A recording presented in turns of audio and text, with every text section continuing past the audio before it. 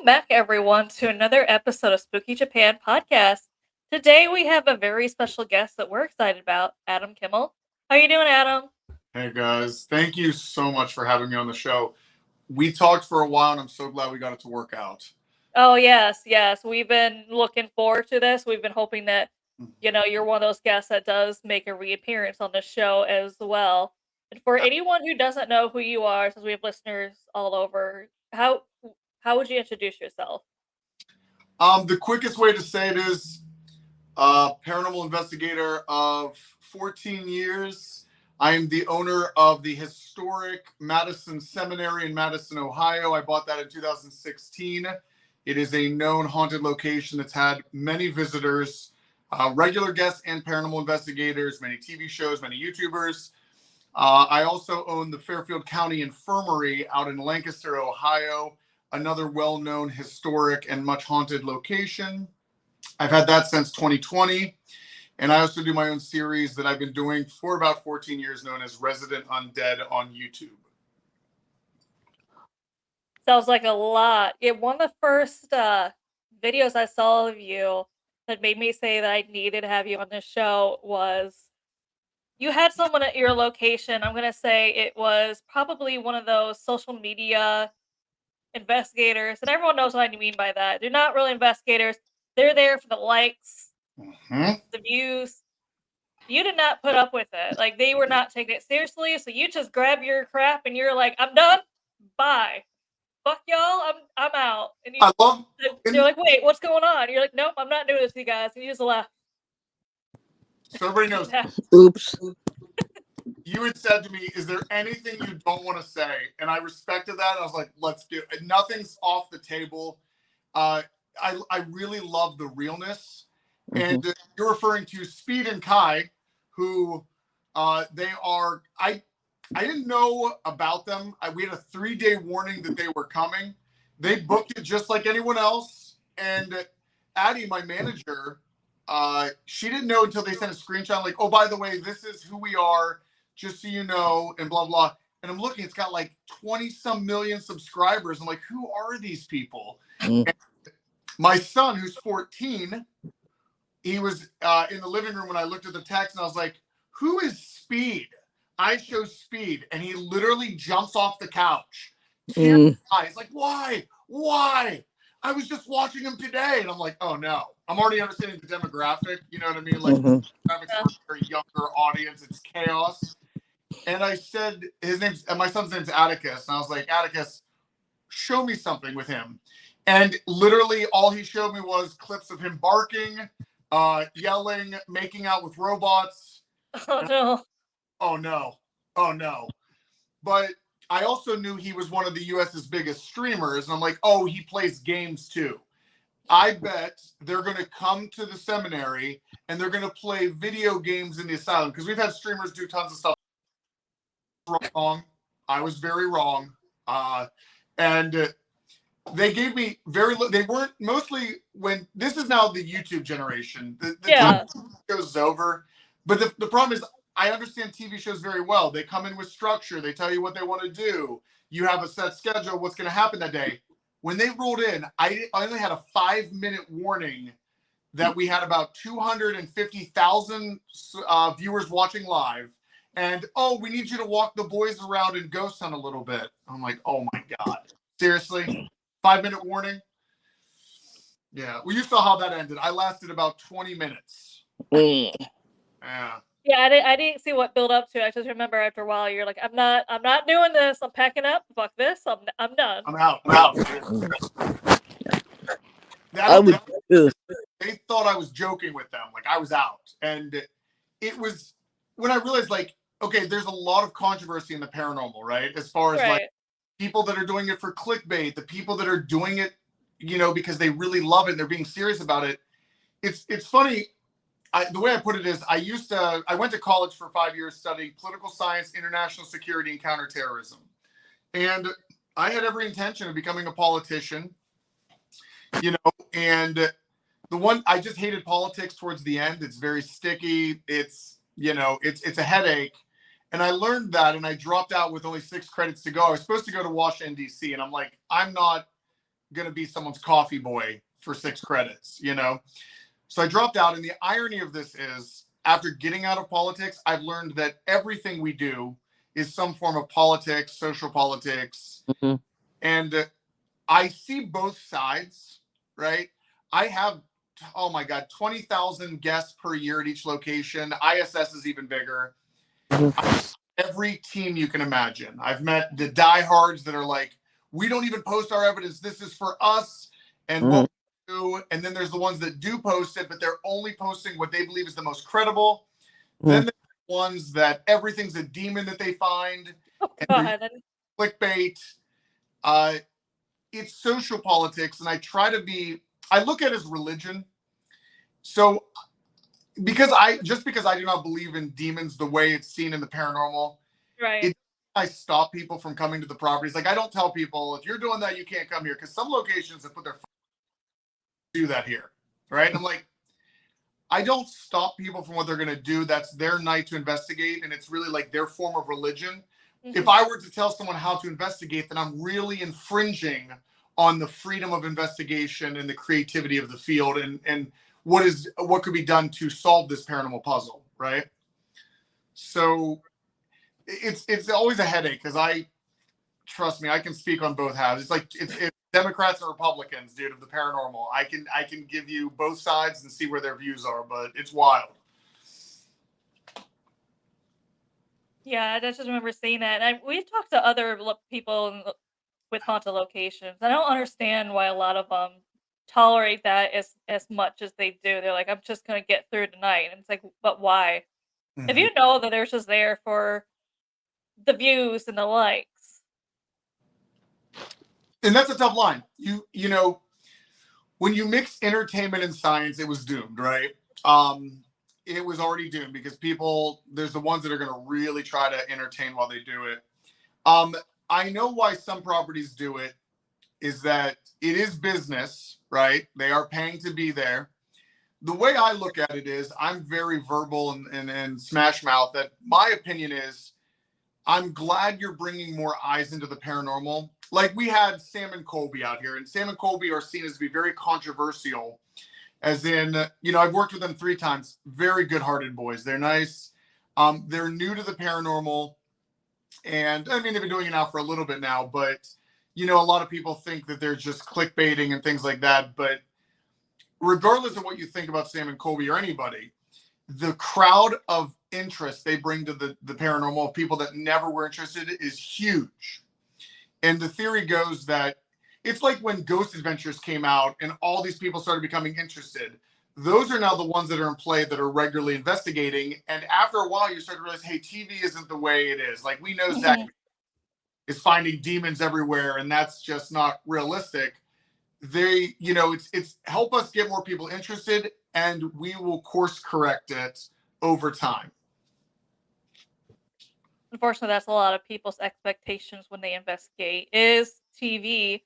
And I've been to public ghost hunts where we had to shut down early due to a lot of it is people. And I do agree with, if you're going to see if you're into the paranormal, a public investigation is the way to go to see if you're kind of interested. But a lot of people go there assuming they're more interested than they really are. And then unfortunately, those public ghost hunts get shut down early, because a lot of them are just like, this isn't what I expected. It is not exciting. It's a lot of sit around and wait. It's a lot of sit around in a dark room looking like you're talking to yourself, hoping something happens.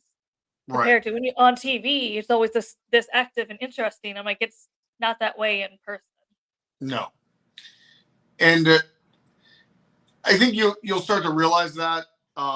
You know, many of them will. They'll start to realize that it's not as exciting. When you have an episode for TV, I've worked with production companies before. We were signed with a production company. The only production company I would have worked with out of the 7 or so that came and talked, they said, we don't want to change anything about what you do. You know, there's a way to do it with honesty, integrity, and be entertaining. You guys know Joshua Gates, Expedition Unknown.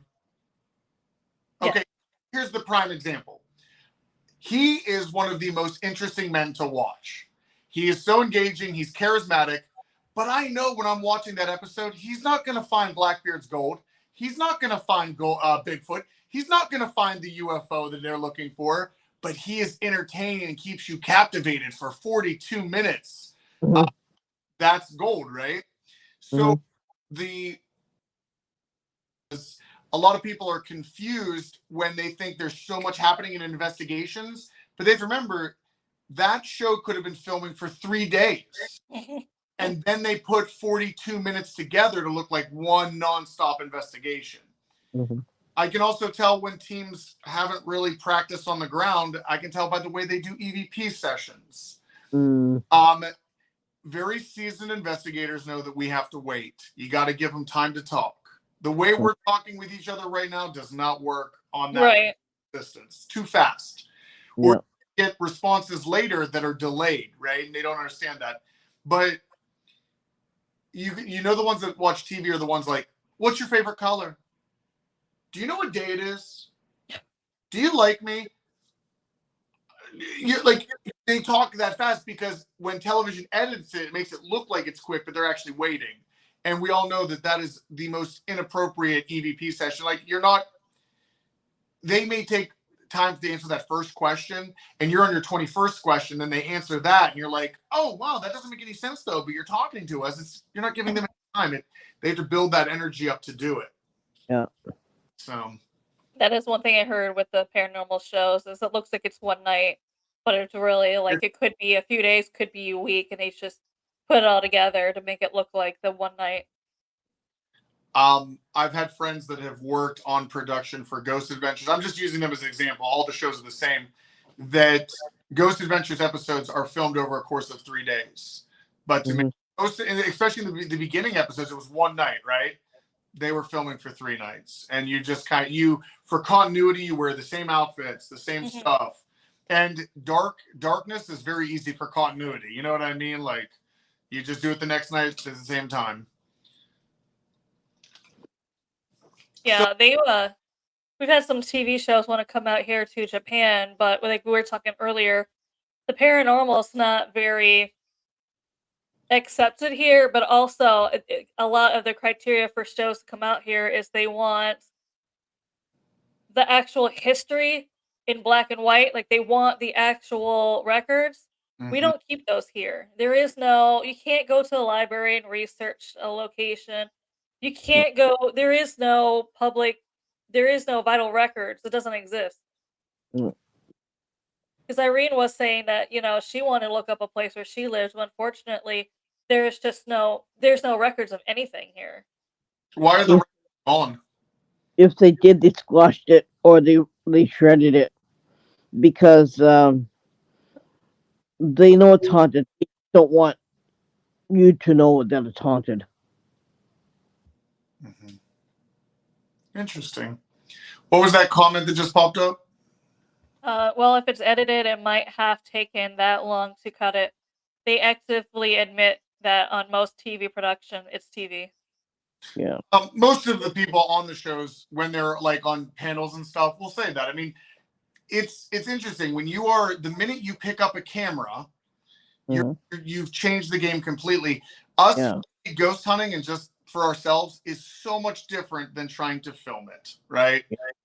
And it's true. There are some productions that will, tell you exactly how it works. I think Jason Hawes has some decent credibility still, and he explains, filming for TV and doing this is much different. They're just getting right to the point.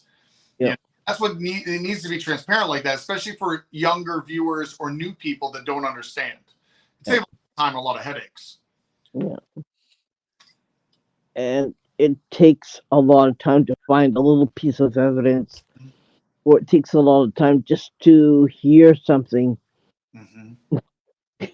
And a lot of times you won't find it, or you will find it, depending on the energy of yourself and depending on the energy of the place and what it's known for, and what the spirits are like in that place. Depending on that energy, you don't know. It's like opening up a new box of Cracker Jacks. You just don't know, right?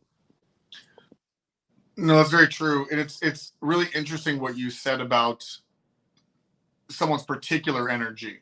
Yeah. is my main tour guide at the Madison Seminary, Shelly. She's amazing. And she said after a while, she's been doing this now for like 6 years. And she's like, Adam, I'm getting to the point I can tell the teams that are going to get a lot of evidence and the teams that are not. Yeah. They carry their energy, you know, like, and you'd have to think, do the spirits want to talk to you? Do they want? Yeah. I tell the spirits all the time, this isn't puppetry. This is how we're saving the home. And you do not have to talk. You don't have to do that. No. But I think a lot of spirits do want to communicate. They want to tell their stories. But at the same time, you know, it doesn't matter if they want to not do that. I mean, that's so interesting of a theory in themselves. Like, why are the spirits lingering around? There's a lot of theories out there, right? Yeah. One, you know, obviously stone tape theory. I think that a lot of hauntings deal with a residual haunting. In stone tape theory, our energy is put into the environment, into the walls, into the wood, into the stone. And at a particular time, which for some reason we don't understand, it could be individuals' energy or just actual timing. Those disembodied voices are heard. You hear phantom footsteps, you know. But then you have intelligent haunting, and that's very interesting because, again, I'm like the paranormal bartender. I've heard everyone's theories and talks on it. And and it's interesting, all the people and what they think. Like, they have unfinished business, and it's like, really, you got to be pretty petty, or it's got to be a very serious situation to want to stick around. Maybe if you were, you know, murdered and you're sticking around to make sure that the person who did it is caught. I understand this from a very simplistic point of view. There's another comment that came in. Yeah. TV is not going to air the entire amount of hours. They couldn't afford it. And like you said, investigation can be boring and it takes time. Yep. And no, Josh was exactly right. When we film for Resident Undead, we film for 20 hours. We get there early at like 8 in the morning, and we don't leave till 4 in the morning. And the episodes are only 15 minutes to about an hour because I cycle it. I don't put stuff in that where nothing's happening. We're not. I mean, I could commentary, but like we're here for 2 hours and nothing happened. You know, those things happen. I keep it moving and trying to be as interesting and captivating as you can, showing stuff that's happening. That's the way production has to do it, you know. But you're right. If you were to show a real investigation, oh my god, that'd be so boring. Like they'll be doing this, right? Yeah. It's interesting what you're saying about your tour guide, because there was a place that I used to investigate all the time. I bring other teams just kind of see how they were before I joined them, or even when I was training someone. I'd always bring someone to this specific location, and I was telling people, like, when I first meet the team members, I can be like, okay, this is not going to be a good night. I already knew it before I went in it, just because it's the energy. Like I could already tell they're not going to want to interact with this person because of their energy. A lot of times, all the time was actually right. There would be times where they'd be in a Pacific ghost room and trying to talk to her. I'd eventually just be like, okay, you guys aren't having any luck. Try another area of the house. And as soon as they left, I walked in. The lady sprayed me in the face with her perfume, and you heard her say thank you. She was done. She was like, they got nothing, but she was just done. Like, this is my room. Okay, she was so annoyed. And by the time when they left her room, she was like, thank you. Yeah. I was like, I just started laughing because I'm like, yeah, I knew before they even went into this location, this was not going to be a very good night with them. So I broke off from them. That's why I got more evidence. Like I could tell energy wise, it wasn't for them. You're exactly right. How many people I talk to and how many teams they go through, it's very unlikely the first group of people you meet and do this with, you're going to stay with them. You know, it's unlikely. And you do have to find the right chemistry. The people I film with, Rebecca, Chris, Addie, Eric, and Dave, I've known these guys for years. So that creates good chemistry on camera. I think a lot of TV shows fail because what they fail to recognize is the character development. Like, you want to invest in who you're watching, right? Yeah. And they just put a bunch of people together that don't really know each other. And they're like, oh, would you want ghost hunt? You all ghost hunt. They don't realize that's like putting a lot of betas in one fishbowl, right? And then let's see Yeah. how that plays out. And a lot of those shows fail. You know, one show that it looks like from the details I'm getting from Intel, there was a show called Ghost Loop. Basically stole my concept, but I heard that they imploded. Of course, they come up with their own official like, we just had to stop whatever. But it's because they all had different agreements and they didn't like how each other were working, and that's catastrophic. Like, you're supposed to work together on a common goal, and you can't even do that. Which is funny with Paranormal Unity, is that this comes back to politics. Mm-hmm. Human nature. There will always be competition. There will always. It is very hard to create a unified front, especially when you're mixing some kind of reward for entertainment in it. Like, people want to make paychecks off this. That's what is their main goal. I can tell you, the generation of maybe. Sorry about that. Someone tried to call. The generation of millennials and things like that they thought the goal was to get a TV show, right? And they're going to get this payday. But there is a way to sustain it without selling out, and that's, I mean, through YouTube and marketing and things like that, just having advertisements. And I think a lot do that. But at the same time, look at people like Speed, who I was dealing with, 20 some million subscribers. How do you get 20 million subscribers? It's not doing the straight and narrow, I'll tell you that. So No, I had someone a few years ago. They were interested. I didn't even want more information because they were interested in me being on the show they were starting. But the reason why I didn't want to do it was because it was one of those public investigations, or one of those ones where I was being with the team, kind of testing them, and they had someone they were kind of seeing out. They didn't make it, but the reason why they wanted me was because the person they wanted was wanted to break wanted to he wanted to break all the rules that the owner had set, and I'm one of those. The owner has the rules for a reason, and especially when they have cameras watching. I'm like, I don't want to get banned because of your dumbass. So we end up fighting because he's like, I'm going to do this anyways. It's going to make great video. I'm like, he has the rules in writing. Let's not be breaking these rules, because unfortunately, if you start doing stupid stuff, you get it all banned. I want to be able to come back. mm-hmm. I So think we just started arguing and yelling at each other, and that's when they were like, "I like you for that." I'm like, "Yeah, I don't want to be in a show if I have to be the one who's yelling at people to not break rules to do stupid shit. I don't want to do that." and that's to get viewers. What if people want to watch, right? Yeah, He's thinking that, at least, but that show's not going to last very long, clearly, right? yeah. That's also what I tell people. I'm like, be careful who you investigate with, because I know Mhm. you're thinking, well, what they do that doesn't have anything to do with me. And I'm Oh, like, there's been whole groups banned from one place because of one jackass breaking the rules. I'm like, I don't want that. I want the owner to let me come back. I don't want to make, no, you're with this group. They broke the rules. You can't come back. yes. No, and I always tell people, be very careful who you even do collaborations with. You have to remember, Yeah. who you rub shoulders with. With the show I put together, we don't do collaborations. Like, very few, because I'm more afraid of like that person after they work with us. I don't know what they're going to do. So I only trust a certain circle of friends to film with me, and it's really just because, like, the things we're learning about the paranormal, like, people are messed up. They're really messed up, and that's just human nature. It's not just the paranormal, but like, you got to be careful who you affiliate with. Mm-hmm.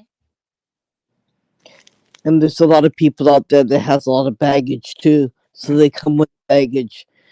And I always tell them, okay, leave your baggage at the door. I don't like it. I don't want it in here. And if you do that, you're not coming in. That's it. Period. And that's what the way they should be. And I think you're right. Let's see here.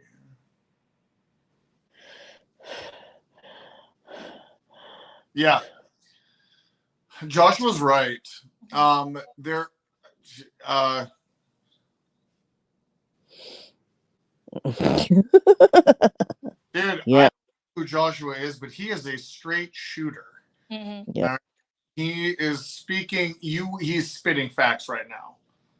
Actually, he's we're Joshua and I are clairvoyants. We talk to each other all the time, and if I need help, we both brainstorm together and we come up with an answer together. So that's what we do all the time. Sorry about that. Earlier, I was getting interference. Like they're kicking me out of the podcast all the time. That's why I closed the window. Like, okay, I'm done. Leave it. Um, I do that all the time. I there were two things I was going to touch on. I can touch on Joshua's comment. The TikTok generation, they're here now. They're here. I call it Gen Z. I like a lot of Gen Z. I really do. I like the fresh new ideas. Mhm. Uh, that there's a lot of TikTokers out there that when they do their lives, I don't understand what I'm watching. I don't. Here, let me give you an example. What I see, guys. I think there's a demon here. We got a demon saying something on the obelisk. Blah blah blah. Hey, don't forget to hit the like and subscribe. Don't forget to click the screen. I'm like, what am I watching? And then they go right back into it. Bro, I'm still scared though. I'm still scared. Hey, chat, are you still here, fam? Fam? Fam? Like, what am I? What the shit is this stuff? And it's, I don't know, man. It's some of I the. don't watch American TikTokers. Only watch the Japanese TikTokers, and some places they go into are really scary. Mhm. Um, some of them are just a little bit too creepy for me, so I have to. Okay, I'm not watching this one. I go to the next one, and I go to the ones that I feel safe around. Mhm. But a lot of them go to certain places that are really frightening.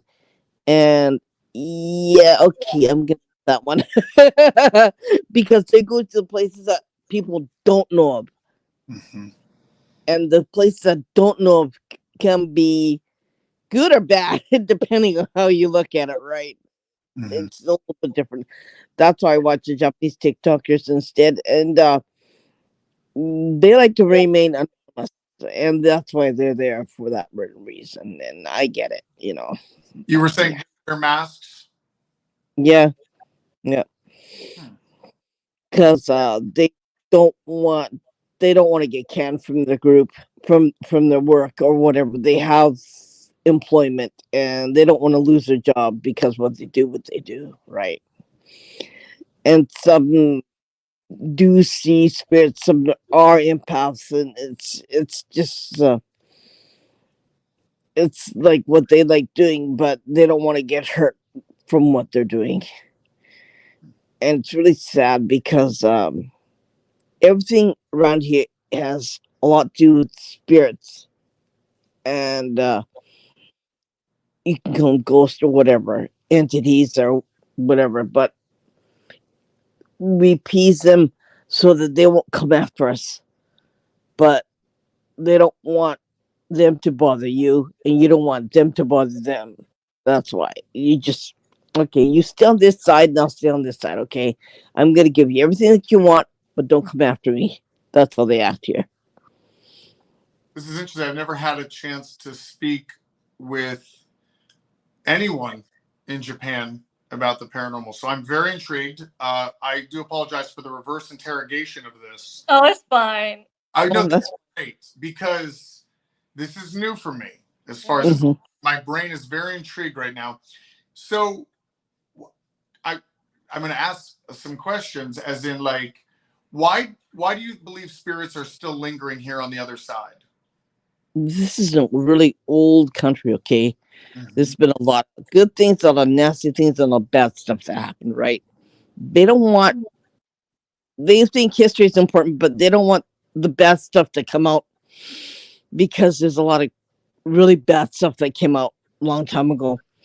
On Amanda's side, where she lives, not, I live in Nagasaki, which is the very bottom of Japan.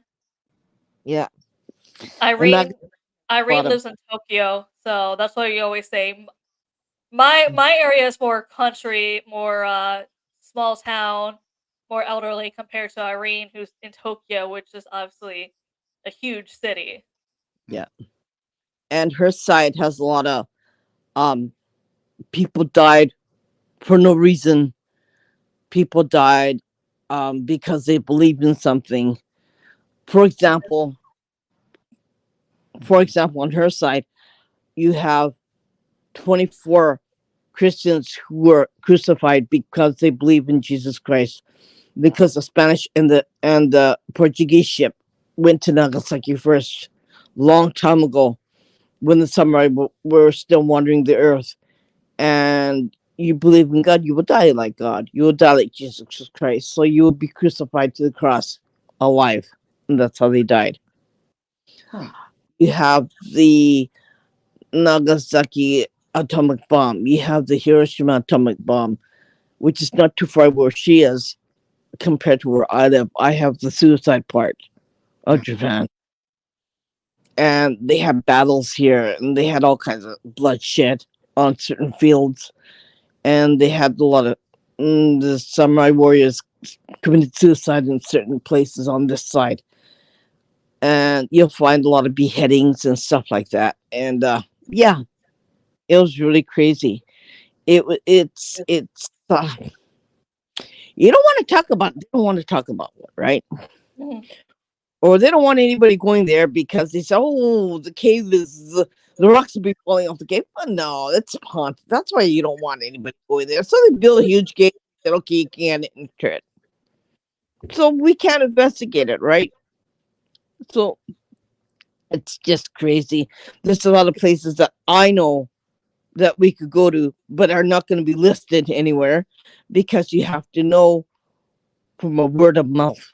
Yeah, I was gonna We'll say get everything's word of mouth here in Japan. yeah, Hmm. and the elders will help you talk about, or my husband knows of certain places when he was a child, and he lived on the same island as Amanda does when he was a child. He grew up on that same island, so he knows a lot of places too. He said, "Oh yeah, I could take you there." He'll say that. You want to go? Let's go. There's a And town where I live that her husband also knows about it called the Inunaki Village or Howling Dog Village. Basically, if you've ever seen the movie Wrong Turn, Mhm. it's a town just like that they had in the woods that was here in the woods. Basically, about a bunch of Japanese outlaws said, "I don't want to live under Japanese rule." So they built a town out in the mountains in the forest then the sign is still there if you go see it. There's a sign that says, "Past this point, Japanese law does not exist." So yeah, anything and everything went. It's abandoned now. yeah, Because a Mhm. lot of people, because I'll say, yeah, maybe when you're here, we'll go see it. A lot of people assuming I'm taking them to an active town. I'm like, no, it's abandoned now. yeah. My husband knew about that when he was growing up as a child. Does, does this area currently have Japanese rule, like law? It's Or haunted. It's there's nothing there anymore. They who has have fiction? this, and they have a tunnel that goes to that town too that was blocked off also. That's also haunted too. Because there's a lot of murders that happened in this Yeah, tunnel. It's supposed to be yeah. one of the most haunted tunnels in Japan, too, is the Inunaki tunnel. You And can get it's the tunnel. supposed to be so scary. This tunnel is Hmm. supposed to be so scary. It has influenced some horror movies and TV shows and even some horror games. Yeah, That's I how mean haunted it's supposed to be. it's Yeah. so bad. You can get vertigo going in the tunnel. Hmm. What is the belief in Japan about spirits and staying? Why they're still sticking around? I guess, as we say in the United States, like they're here for a while. Maybe they reincarnate. Maybe they go to a greater beyond. What is the belief in Japan? So here in Japan, obviously, it's most of a Buddhist country. They believe that if you're depressed, or if you're sad, or you're just not happy in your life, you can commit suicide to be reincarnated to try again in the next life. Mhm. She'll But come back. Yeah, and Irene can tell you, especially in her area. And unfortunately, that also leaves for a lot of suicidal ghosts that you just don't want to talk to. So Yeah. so then what they're saying is the spirits that are still being able to communicate with are ones that have committed suicide or Something else. something But else. there's one thing about suicide spirits. Okay, I have a rule. I lived in a suicide condominium, okay? They were telling me to kill myself, okay? To be with them. I said, no, I'm going to do that. Either they make you sick, they kill you, or one or the other.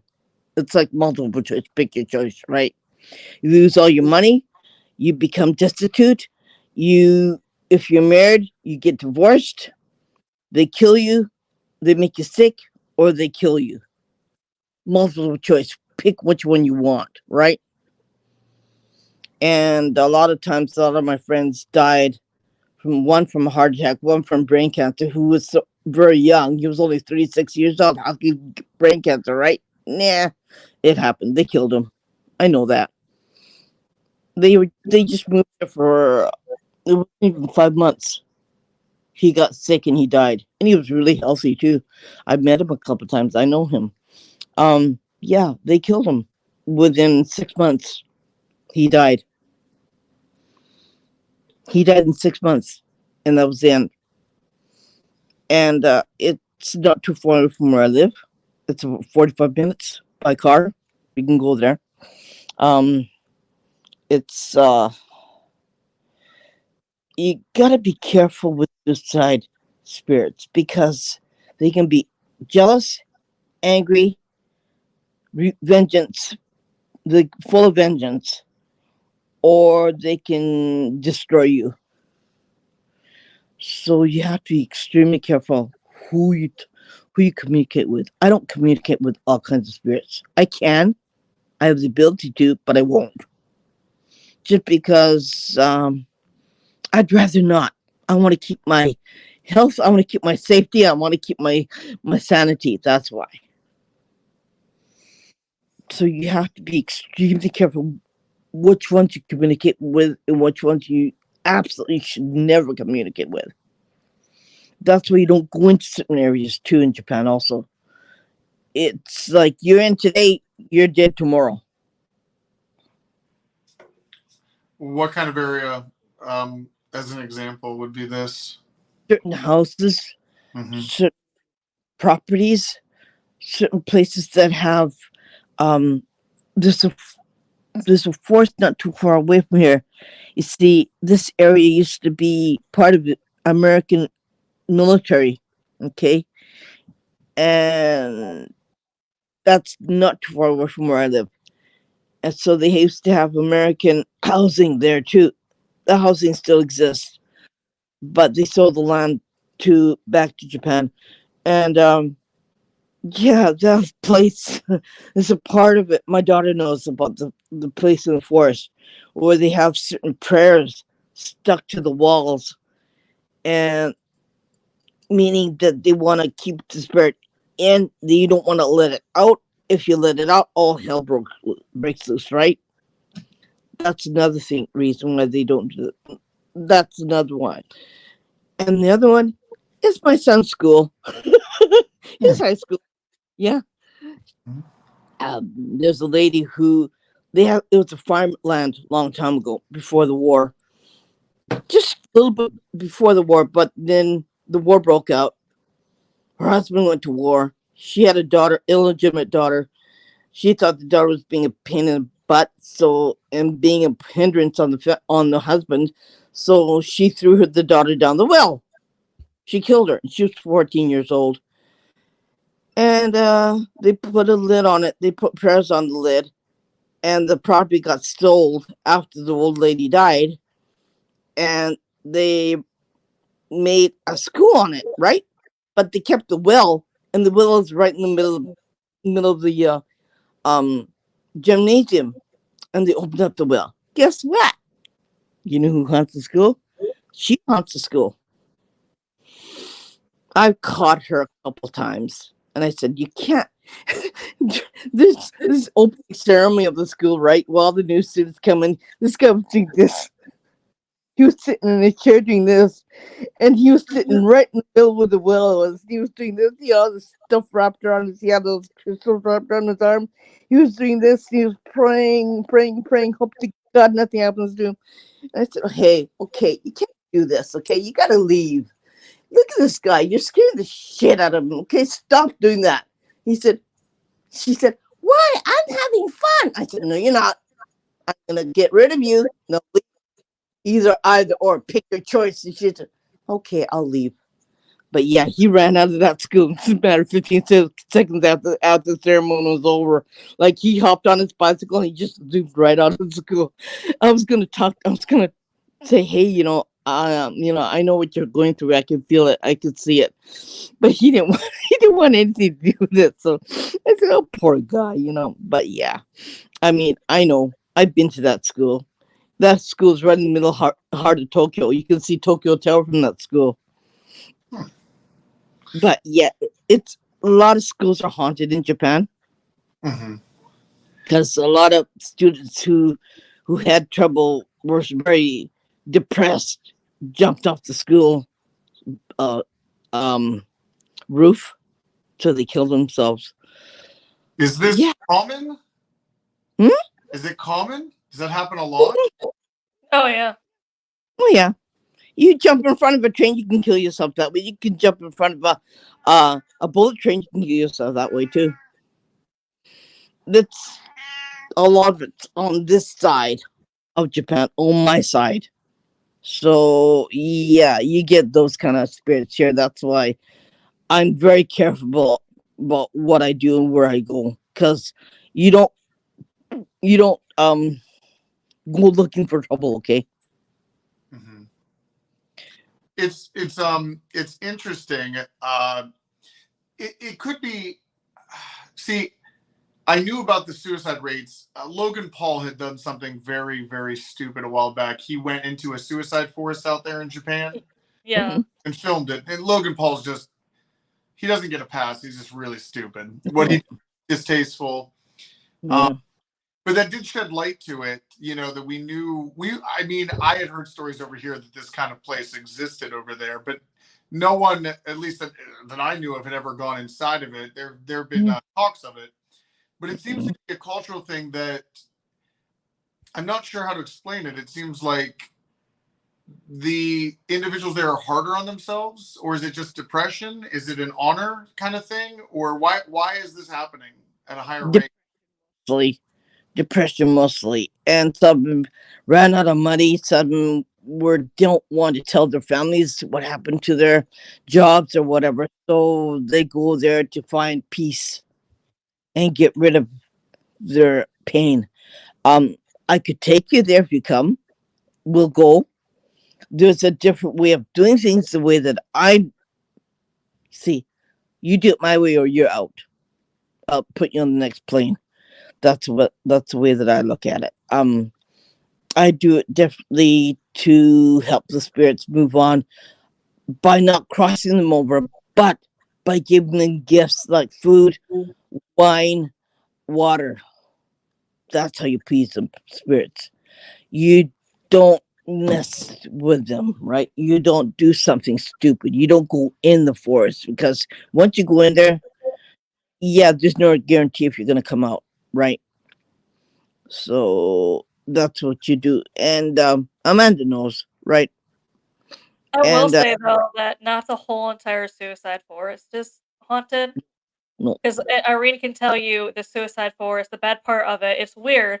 You don't see any insects, you don't see any snakes, you don't hear any birds chirping. no. Trees will grow in weird angles. Scientists don't even know why. But then Yeah. there's also another part of Japan that I've seen videos of, because sometimes a lot of those comes up in my feed too from the locals. Like the other part of it daily, because they said it's the exact opposite, where it's beautiful, it's serene, it's peaceful. Hmm. You could take hiking tours up the mountain, up Yeah, the up, you know. Yeah, but Yep. they also say in these videos, you don't go down that path because going down that path, you're heading towards the bad part of this forest. Yeah. And guess what? That volcano's haunted. Okay. Mount There's a Fuji. Yeah, Mount Fuji's very haunted. There's a lot of deaths around that area. There's a lot of scientists who died climbing the mountain, measuring the volcanic action in the middle of the core of the volcano. Yeah, it. My mother said that volcano is very haunted and it's charged, and they have 5 lakes underneath the volcano. Man, I went to one of them. Yeah, the lake is black. The trees have no flowers on it. There's no flowers, no nothing. It's just like desolate. It's a great scene of a haunted show that you can create from it, right? So yeah, it's one of those places where you've been there once, you don't want to go back. Like you Yeah. don't want to go afterwards. It's just nope. I'm not going. But Suicide Forest and that whole area going up to that on the road. If you're driving, you go. The end is Mount Fuji. Going up to it is all these haunted places or all these haunted. You got the Samurai Cemetery, you got the Shogun Cemetery, you got all these places that they're on the shrines, and you got all these different areas going up to, and it's all haunted, right? The roads that are haunted, it's just the places that are there are all haunted, and it's the same road when you drive. It's really weird because they're all located in that one blah blah blah blah blah blah, all the way up there, and it's so weird. We got a shogun that had probably his head cut off, and then they don't know where the rest of the body went, so they buried the head, and the head is haunted, right? Of course. Yeah, he comes out, he talks, and he'll talk to you. You can talk to him, like um there is a show in Japan that has talked about the most important samurai, and afterwards they show where his tomb is. Man, his Yeah. tomb is really busy. Like you could hear him saying, right, that tomb is haunted, right? And they go, holy cow. And I was watching the show and I could hear him saying all kinds of stuff. I go, okay, yeah, I got it. That's another road trip, right? Yeah. But once you're in the tomb, they don't really come out and attack you. It's just the places probably where he's killed will come out, right? Because they got a lot of residual energy all over the place in Japan. You had mentioned crossing over spirits. I think, Mhm. right? Where where is the, maybe this is a personal belief or that, what, not necessarily crossing over, because you said you were, said it a certain way, like what is the beyond past that? Is that like, what is the belief? Is it heaven, or is it just a greater beyond, a collective of energy? Wherever they find peace. It's the I'm both Catholic and I'm also Buddhist, right? I'm also Catholic and Buddhist, right? So I do I do both. Okay, whichever one that you want, you pick for me, and I'll do for you, right? I was, So I was raised Roman Catholic too. I yeah, get, but I'm me a too. big believer in reincarnation. Yeah, yeah, The second, or it's the law of conservation, that we cannot create or destroy energy, right? It just has to transfer. yeah. And even from a scientific explanation, I think that it really is a smoking gun of, you have these cases of children coming back with these grandiose stories of a past life. Yeah, There, yeah. a professor, Ian Stevenson, he had a PhD, and he was doing a lot of research on reincarnation. And Mhm. what he did, though, is he didn't want to go to the first world. He wanted to go to the third world, because in the first world, the children could be front loaded by television and things like that. And it could be their imagination of something. but he was visiting third world countries, and it may have been somewhere in Africa, where uh, there were some very, very wild stories from children that have no interaction with the outside world, talking about. Actually, one may have been from World War II, talking about. I remember the case. It was he said he was in a bird very high and would shoot fire, and there were other birds in the sky, and they were shooting fire at him. His bird got taken down by another bird, and he said he tried to get out of the bird. Now, this is again trying to explain it through what he understands, right? Right. He said he was trying to kick at the top of the bird, which to me sounds like he died in the cockpit and couldn't get the cockpit to open up. And what he drew, they asked him to draw the other bird, and he drew a Japanese flag. So it may have been back from World War II, fighter pilots and stuff like that. It's a very interesting case. There's no way this child would have known this. There was no outside. It was one of those very, very remote communities. Yeah. So I absolutely believe. I don't understand what the end game is, and that's why I'm so intrigued with this research. I mean, there's days I think it's a simulation, that this all could be some. But, and I think Joshua posted something about religion and that being I can't remember what he wrote. It was, yeah, you try to cross them over no matter the religion. Yes. So a lot of times I see spirits in heaven in a garden or under a tree. They're in a serene place where there's a lake, there's a pond, there's a beautiful running river. They're in a flower garden. That's where I see them. So it comes back to your statement of whatever gives them peace. Heaven could be an interpretation of anything they want it to be. Yeah. Right? Yeah. I've heard this before, yes. And some of them want to be, some of them pick flowers in the garden, some of them sit under a tree, watch the sunlight from the tree, and sunbathing under the tree. I get that too. I see that too. It's really weird because I can see all kinds of weird things, but I also get the parts that I don't want to see. Right? I get murders. I get abductions. I get everything else on top of it, and they're mostly children, right? I get rape victims too, children. I get everything that I don't want to see. And coming from that area, it's like, I don't want to do this job anymore. I just don't want to do it. I go to bed and say, but I had it. I'm done. But then I wake up the next morning, okay, back to it again. Like, it's like, yeah. I mean, there's certain things that I call it a gift, but it's a curse. And I don't want to do it again. I hate it. I really do. Sometimes I really hate it. I hate doing this. And it's very interesting. I'm a supporter of it. I know that the gifted are among us. And now, has it always been in your family line? My mother, all my children have it. My daughter doesn't want to have anything to do with it, but my two sons do. Yeah, we're all spooky people. We're all spooky people in the family. My husband's the only one that says, that scares me. I said, why? And he goes, because what you do is scary. I said, nah, it's only scary if you think about it the other way. That's all.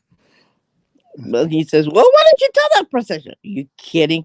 There are rules to what we do, and there are rules to how much we tell, and there's rules to how much we never tell, and the rules that we don't tell a damn thing about it. That's the way it is.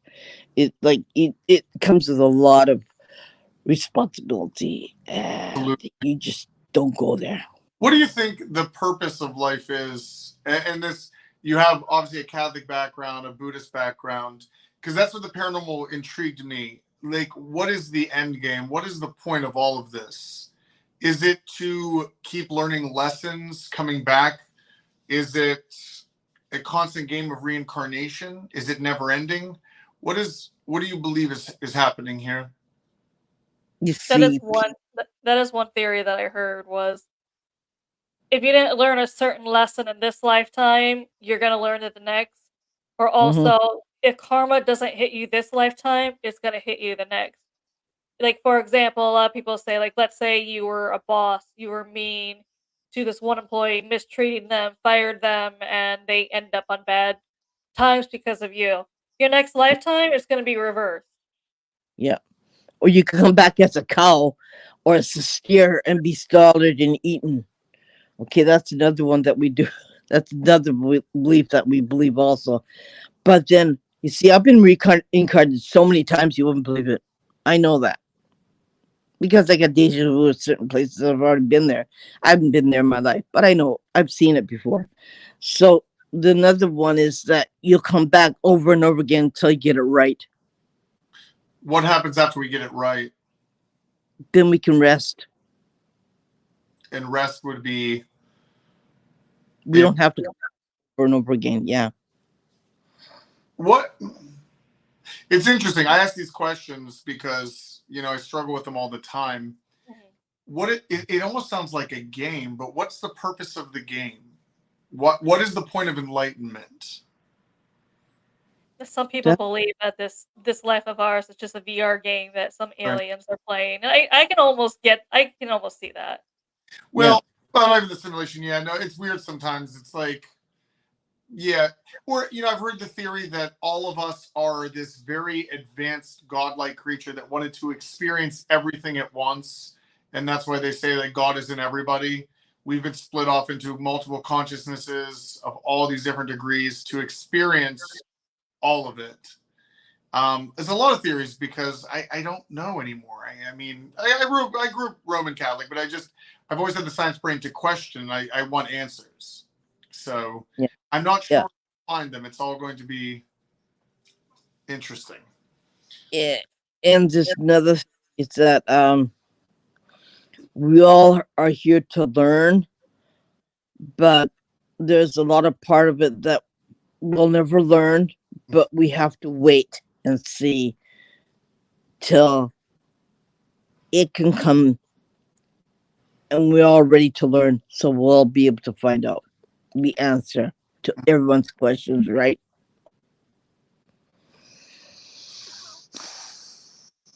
I just yeah, no, I find it interesting. It's like it is like this odd social experiment. If you really think of human nature across the world, the different opinions, the different beliefs, with one goal of trying to understand each other, it's so difficult. Yeah.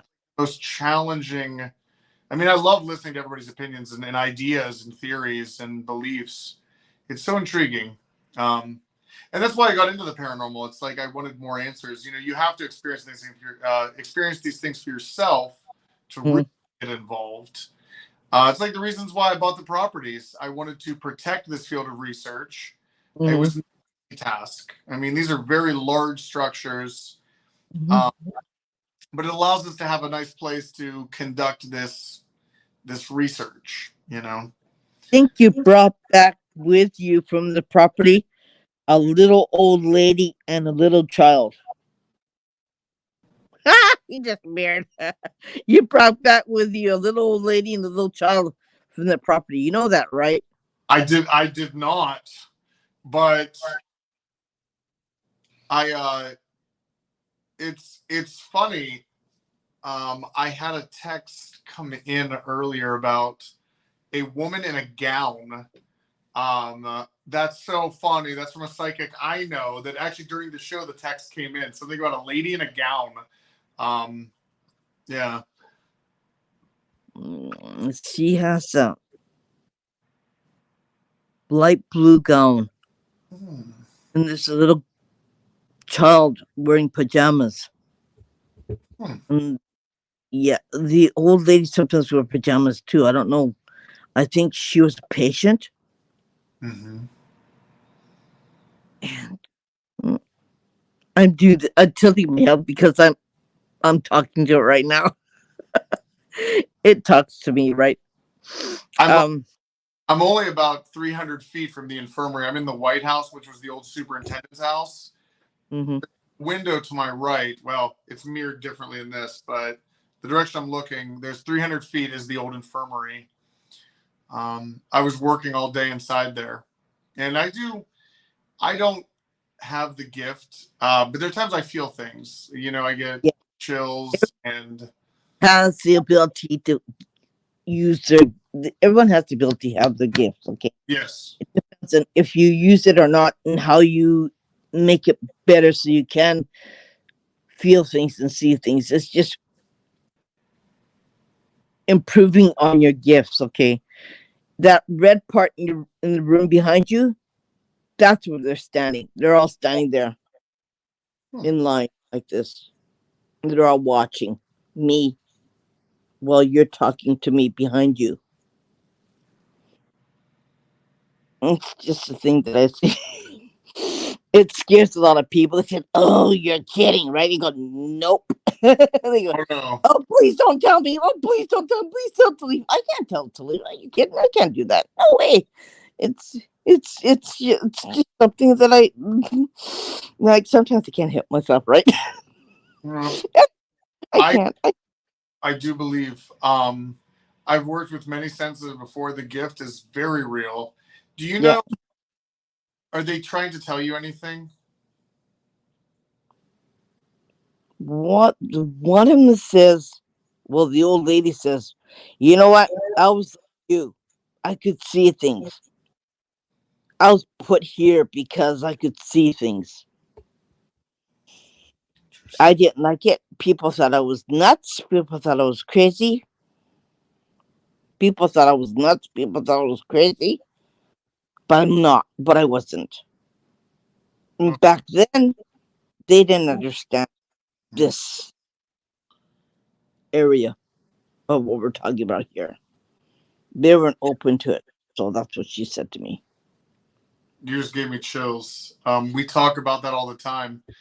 They were taking mentally ill patients. I said mentally ill. I don't think there was anything wrong with these women or men. They just didn't understand the ability they had, and they thought they were hearing things. Yeah. Sometimes I wonder, like, especially people that do have schizophrenia or things like that, and they're put into institutions like this, are they just very, very gifted and weren't able to control it? Some of them were very gifted. I have a friend who's a paranormal investigator. His daughter committed suicide. She was pregnant. She couldn't take her medication because she got pregnant. I know she had a gift, Mm-hmm. but nobody really listened to her, and she didn't know how to, you know, put it in perspective. And nobody helped her, and so she killed herself. And eventually her baby died too because she couldn't get on her medication because everyone said you're nuts. She wasn't nuts. She wasn't at all. It's sad, She, common she things happen. was through stuff. Her father is a paranormal investigator. I don't think she had energy to tell him that she could see things. He's a very good friend of mine too. Yeah, he cries all the time and goes to her grave all the time because she killed herself. It's it, she. They said she was schizoid, but I don't think she was schizoid. I don't think so. I know she wasn't. And she was pumped on. She was pumped with a lot of drugs, right? And that was to suppress the gift. That was the suppressor thinking that she had paranoid schizophrenia, but she did. Mm-hmm. Schizoid. You know, she wasn't. No way, because I knew she wasn't. Mm-hmm. Don't ask me how I know. I just know. Interesting. It's sad. It gives me chills when you tell me that because our house psychic here, Christopher Lee Jensen, another, you guys should get him on the show to talk. This man Mm-hmm. is incredible. I was drawn to him when I first met him over here, and he has said he believes there were women here at this infirmary that had the gift and were misunderstood. Yeah. It gave me We chills when he said that. Like, oh my God. we've often said that about a lot of the insane asylums. Was a Mhm. lot of the people, were they rightfully locked up or were they not? Like people with gifts, people did not understand. People to today still don't Yeah, understand them. Like here in Japan, if Irene let it public that what she does, she'd be locked in one. yeah. I'd be in a loony bin Yeah. if So we told. often wonder, with the people, especially back then, with Mm. even less understanding, a lot of people probably locked up that had a gift who was not insane. Mhm. But a Imagine lot of if you're people, imagine if you're a child and you have the gift long time ago. Imagine what they would do to you.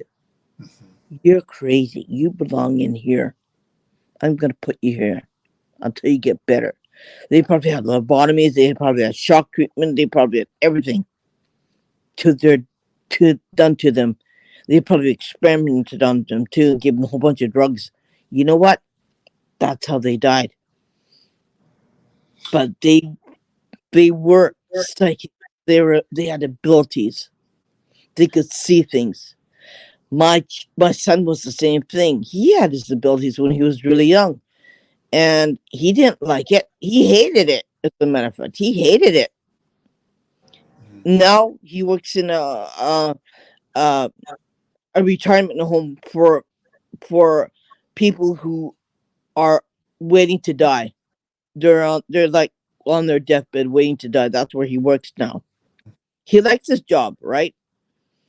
But yeah, I mean, he kind of helps himself move forward, whatever he's doing.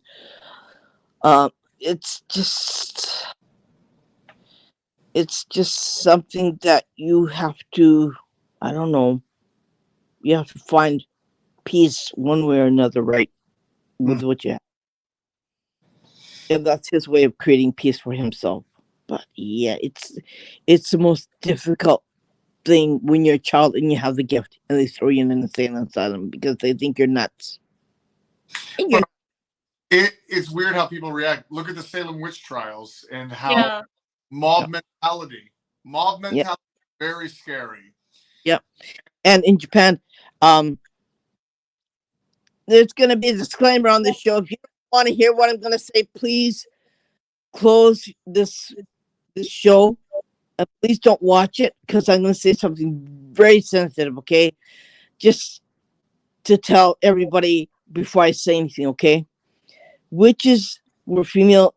Were called witches in Japan. Okay, which because if you couldn't afford to have a doctor come to you if you're not well, they would be they women would make these herbs. They crush them up and they make tea out of them or whatever, and they give it to the people who were feeling well. Okay, and if the samurai caught you doing that, they'd take you and they put you in front of the shogun. That would be the judge in this case, and you'd be okay, treason. They take you, put you in a place in public view, tie you up, and light a fire to you. They burn the hell out of you. Mhm. It's not just you; it's your children who have the same thing. Your mother, your children would be also burnt. They'd be killed the same way. The reason why is that they don't. If you kill my mom, I'm gonna come after you, and I'm gonna kill you. They don't want that happening. So they kill the children, the next offspring. The only person who would be spared would be the husband because he'd be too friggin' scared to kill anybody, right? Possibly. So the mother and they kill the children. So that's what happened in Japan. They don't talk about it. There's no place that's written, but I know, right? They did that I all over. think if you took this man's entire family from him, he has nothing to lose. No, no. Like, So they that's did what the happened. same. They Yeah, did the same thing here with any anyone who'd go against the emperor or try and take over and fight him. They'd yeah, kill that samurai and his whole entire family and his offsprings for that yeah, same reason, as they're afraid that they were going to seek vengeance or get revenge for their father, so they just went ahead and like, we're just gonna go ahead and end it. We're just go ahead and kill the Your whole entire family, blood- including the children. Yeah. Hmm. So nobody was safe. Yeah. And the emperor only ordained a man as a doctor, and he'd be wearing a black kimono, or he'd be wearing a dark blue kimono. He'd be noticed as a doctor, and he'd be given the same drugs. He'd be given the same herbal medicine as the witch would, right? Mhm. Phew. No, it's interesting, and it's like it's ruling with fear. You know, these tactics. It's Yeah, the same thing we see with like North Korea. You know, yeah, and yeah, how to control entire population through fear, yeah, through manipulation, yeah. telling them that you can read their minds. You know, when you But it, you have to understand, North Korea is kind of like different from everybody else. Mhm. There are countries, kind of, they are countries, but the the president, or whatever you call it, he is God. Mhm. Everyone's around him, underneath him, are his servants. So he would be a demigod. Mhm. Okay, but they have no religion because he is the religion. He is the God, and everyone else is his servant.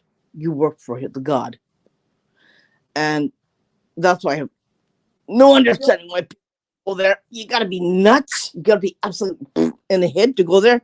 But yeah, it's, you're not looking at it through. I'm Asian, okay? I'm Japanese. Mhm. I understand it because I live in this country, okay?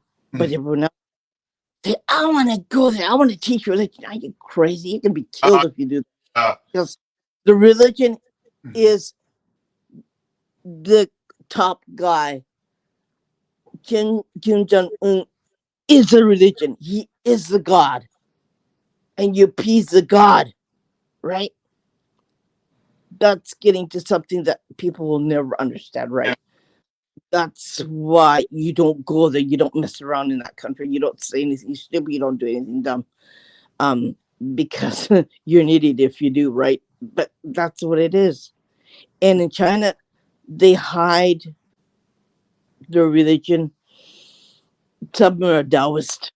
They Mhm. believe in Buddha. That's why they're fighting. China and Tibet are fighting all the time because Tibet is mostly Buddhism, and well, they want to change everybody to them, but Mhm. it's not happening. We know that. It's, that's why there's constant fighting over there. We know that. Yeah, we see it all the time, and yeah, there's nothing you can do about it, right? It's just the way it is. Mhm. But you don't try to change it, right? Yeah. You don't It, bring Christian it to would police. uh, 2 generations at least to reverse the damage, the psychological damage, the control. You know, it'd be ugly. I mean, yeah. I mean, I wouldn't dare try to do it anyway. That's right, because Mhm. you're gonna be absolutely nuts to try to bring your religion to them. Yeah. Like, because to Japan was the same way. They crucified all the Christians and the priest. There are 24 Christians, 24, and the 3 priests. They crucified him. Mhm. They killed them all. And there's another place where I'm at is going in the next week is Kyoto. They have a big Catholic church there too. They did the same thing. They crucified them in the mountain. Mind you, that mountain is extremely haunted. Almost everywhere in Japan is extremely haunted. Yeah, that place is extremely haunted. They've got signs up there: "Do not enter." But you can go in there, right? And that place, Amanda, is really right next to the to the shrine, and Which one? the castle in Kyoto is not where the mountain in Kyoto where they crucified the Christians. It's all in the same area. Hmm. Well, And Japan's a very old it's country. I mean, there's so much history there. Yeah. yeah, You know. But the people said, "Well, we're gonna put statues of Mother Mary, and we're gonna put statues of Jesus Christ there." Guess what? This is statues bleeds. They have dogma coming up. They're bleeding from their eyes. They are bleeding from their hands, palm of their hands. They got blood all over the place on the statues. Okay. Damn. Yeah, let's go, right?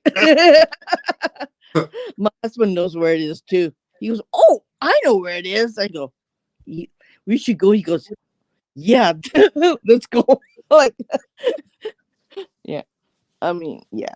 I mean, and it's really haunted too because the people who were killed still have the spirits there. I think it's residual energy. What happened from a long time ago? Like we're talking the Edo era when samurai and the shogun was still running around. And that's interesting when you talk about residual energy. We've been talking about this, that, can you communicate with residual energy? And Of course. we've leaned towards this. Because most people think residual is just an imprint, but like it can tell you things, And they can come too. They can show their face to you. Talk about residual energy. Amanda, she can go out the front door. She can see anything. They'll come up. They say, "I can see you. You can see me. So what are you gonna do about it?" Right? Where she is, yeah. She goes, takes her dog for a walk. She goes, and she messages me, "Hey, I just saw something." I Well, said, the first "What?" time I saw one, it was just standing there staring at me, like, "Yeah, I'm here." And at first I was thinking, "Am I losing it?" Because it was just Mhm. standing there, so proud. I'm like, I'm not used to them. They're just standing out there. Yeah. What was standing out there? It was a shadow figure, and I'm not used to shadow figures. Like, yeah, I'm here. What are you gonna do? I'm watching you right over here. But I was Yeah. walking my dog, and my dog, she was acting like she saw it because she just turned 2 at the time, so she was very much a puppy, where she thinks everyone is here to want to play with her and pet her. So she was over there jumping towards it, wanting to go and investigate the new person. I'm like, okay, my dog sees this person, so it's there. Yeah. She called me up after and she goes, "Help!" And I go, "What?" I've And, I've only seen one shadow person that didn't seem to be afraid. yeah. Oh, they're not afraid here. No. Right. Weird. Like here we have like, they do the bobbing and the peeping and all that stuff. But I was at a one of these hospitals out in Tennessee, Old South Pittsburgh Hospital. That's the first time I've ever seen a shadow person into the hallway just standing there, like fully aware that we could see it and not take it's taking its good old time to move. Yeah. I don't expect to see that again. I hope I could. That's really was very interesting. But that's what you were dealing with outside. You saw this thing just standing there. Yeah, it's just Yeah. standing there upright. It's not the first time I've seen one because there would be times where I'd hear my dog bark and go run.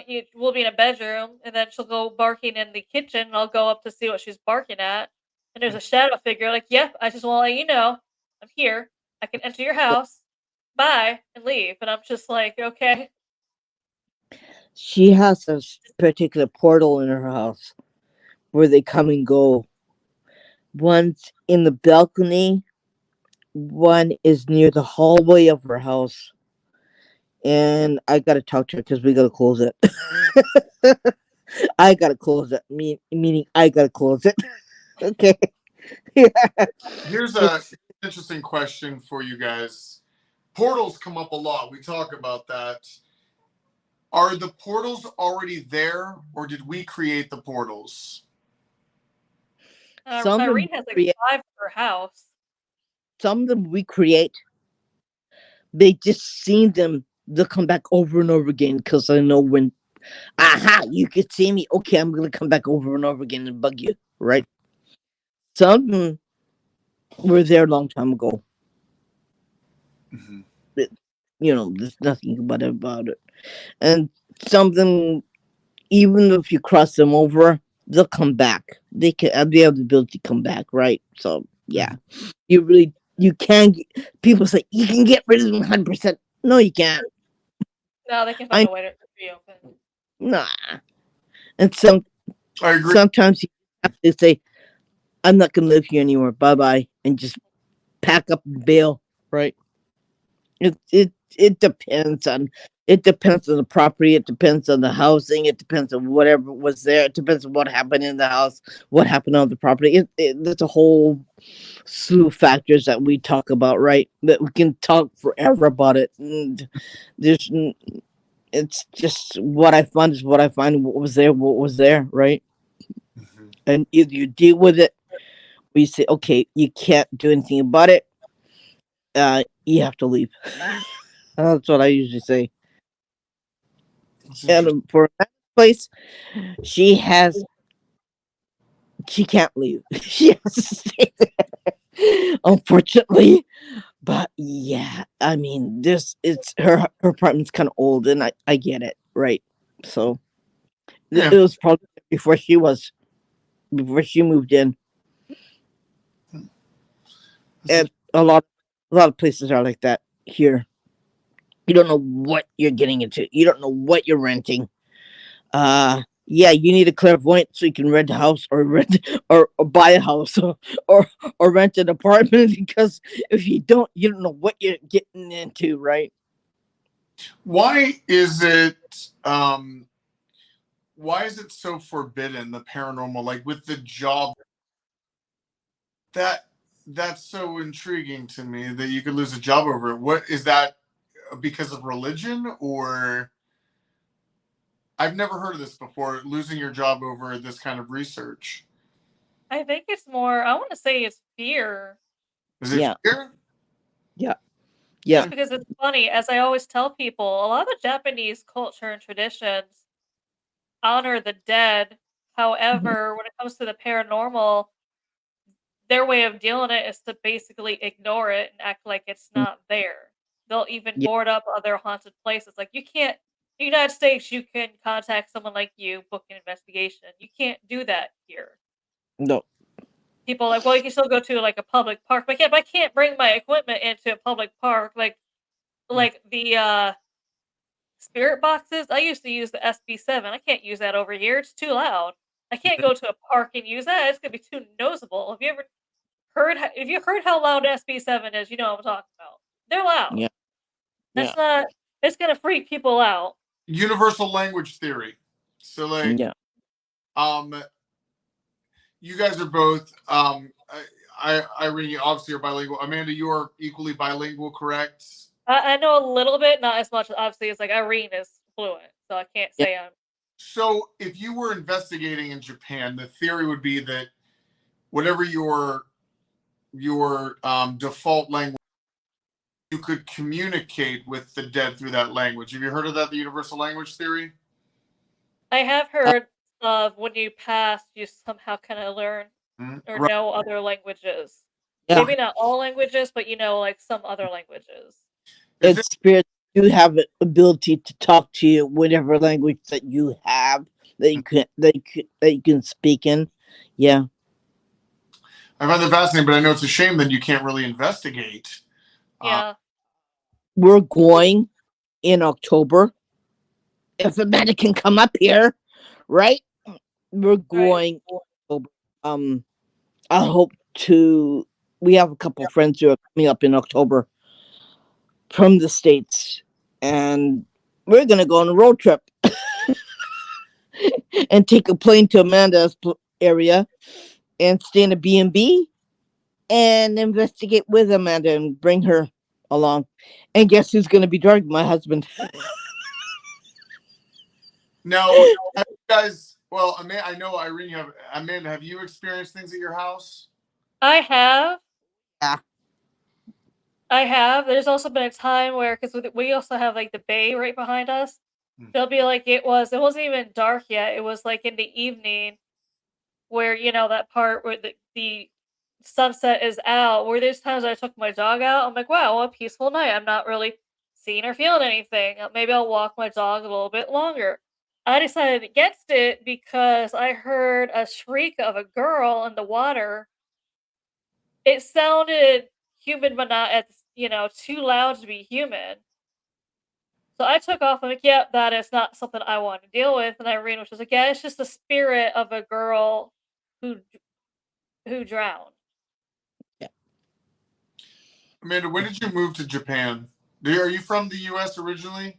Yes, from the U.S. originally. I'm going to say about a year and a half ago is when I moved to Japan. Where are you originally from here in the U.S.? I was born in Michigan, but I lived in North Carolina for a little while before I moved over here. I love North Carolina. I love the Carolinas. Yeah. Interesting. And you moved to Japan. Why? Husband's in the military, so we have the military base behind us. Interesting. No, That's why must. leave that What's that? stay there. What's that, Irene? That's why you can't leave the area. That's why you have to stay there. Right. It makes a lot of sense. But was it a shock to you? I mean, did you investigate in the U.S. obviously while you were? I did. I investigate a lot in the U.S. and I was so excited to get here because I assumed it'd be the exact same thing over here. Because I know in the U.K. people Yeah. are like, "Oh yeah, I had friends in the UK, but yeah, I booked this for tonight. I'm gonna go investigate." So then I got here, I'm like, cool, I'm gonna contact people, I'm gonna investigate here, and then I realized you can't do that here. And I'm like, what? I was so sad. And finally I found Irene, and Irene's like, yeah, you can't do that really here. Yeah. I know you guys hit me within the first 5 minutes of a culture shock, and I'm like, "What are you talking about? You can't do this." It's not that you can't. I've done it. Into the dome in Hiroshima after the atomic bomb. Yeah, but it's once again, public place.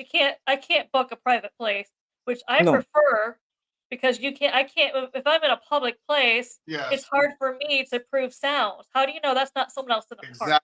Exactly. There's too much contamination, things out of your control, factors. Oh my God, how did you guys even meet? In some kind of secret speakeasy?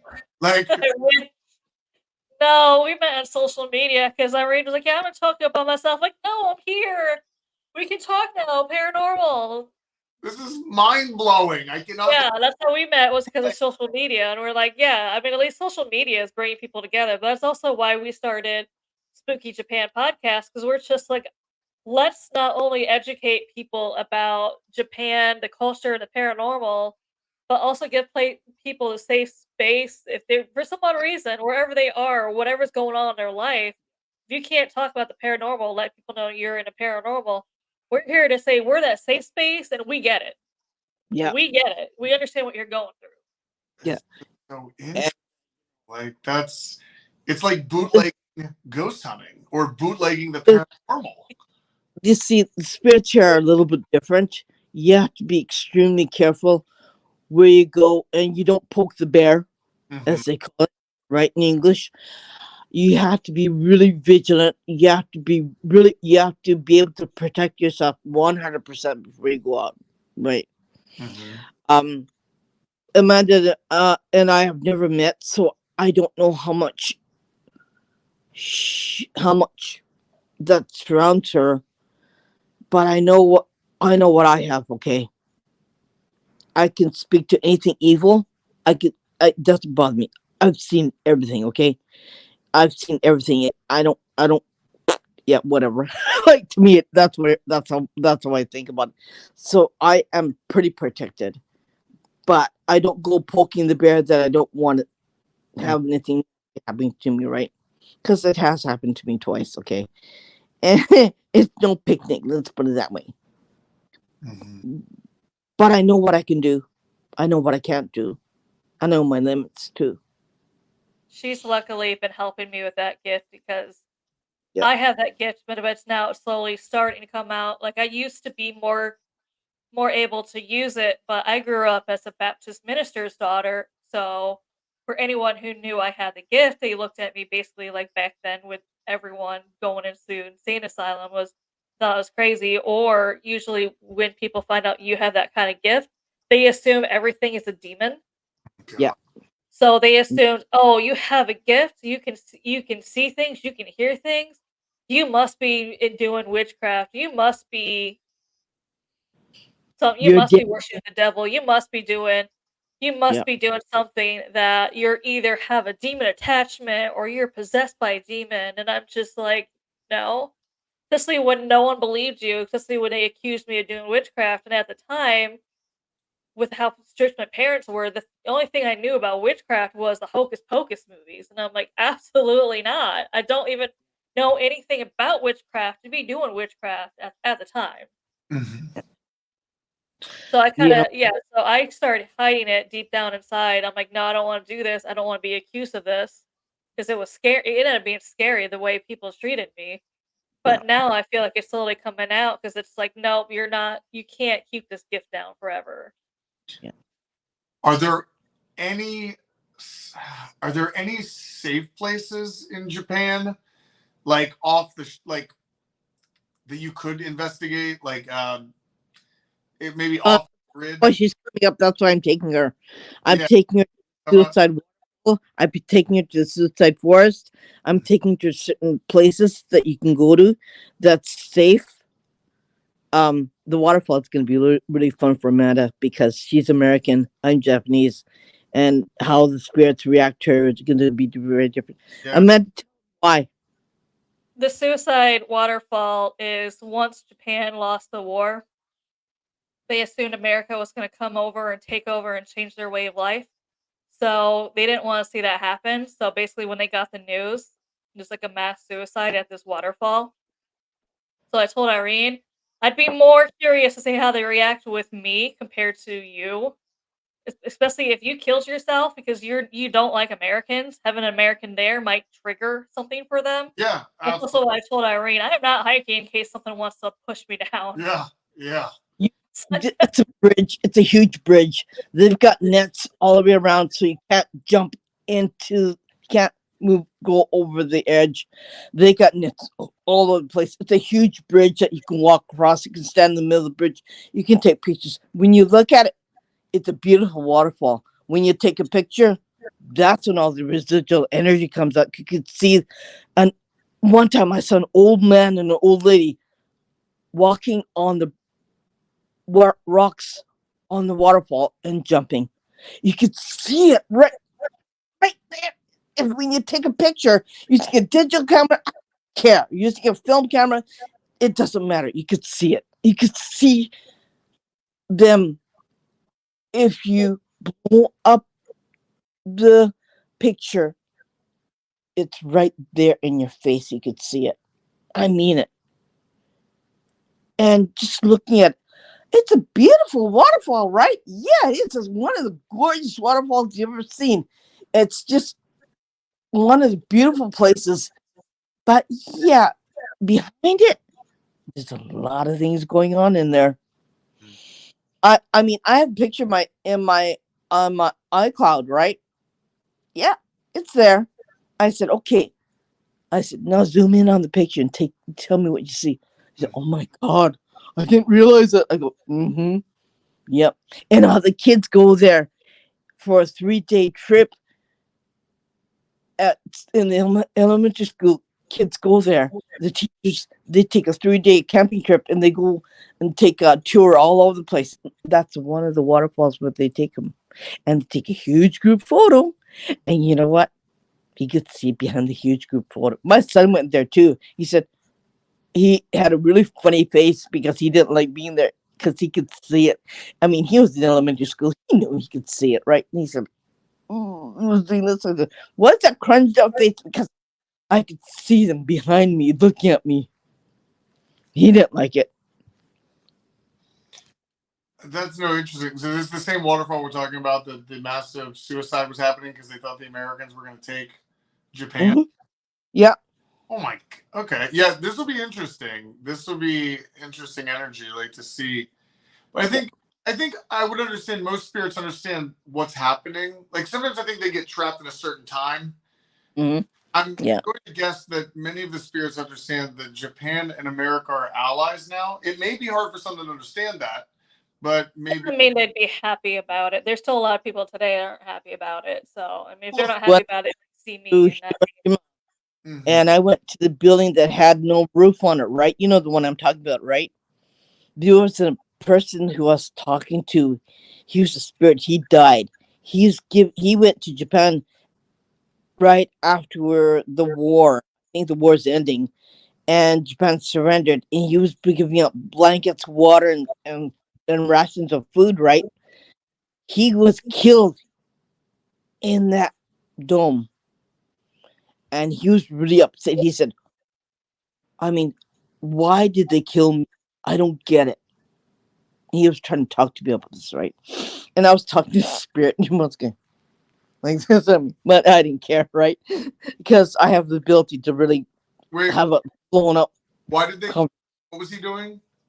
He was giving out rations of water and blankets and food to the people of Japan.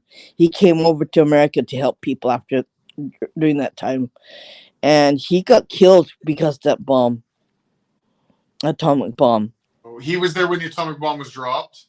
Yeah, Mm-hmm. that building was like it was a finance building, if I'm not mistaken.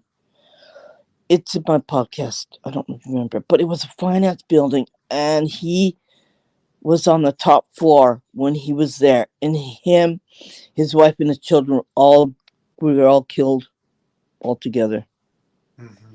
He said, "What the hell were they thinking about?" And I said, "I have no idea. I cannot answer that question for you. I mean, that's something that the government did. Um, yeah, I mean, there's no reason why they had to do it." And he was really pissed off because of that. But he wanted to know why. And he just didn't understand it. Every answer that I gave to him, he wouldn't accept it. Mm-hmm.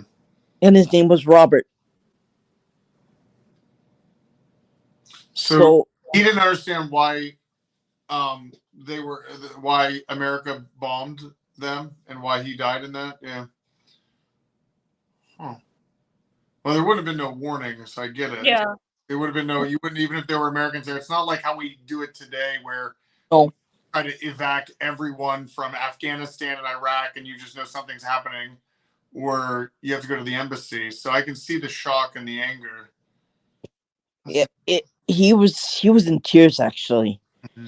And I was trying to be professional about it, right? I was trying to do my best and be the proper investigator, but deep down I said, "Oh my God, I can't do this. I can't do this. I can't do this." Because another reason why I went there was because my mother was in junior high.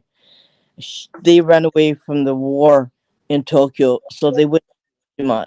And guess what? Yeah, that's how she got radiation poisoning too, and she eventually died before her 60th birthday. But yeah, I mean, there's a lot of reasons why I went to personal and to gain closure with in here of me.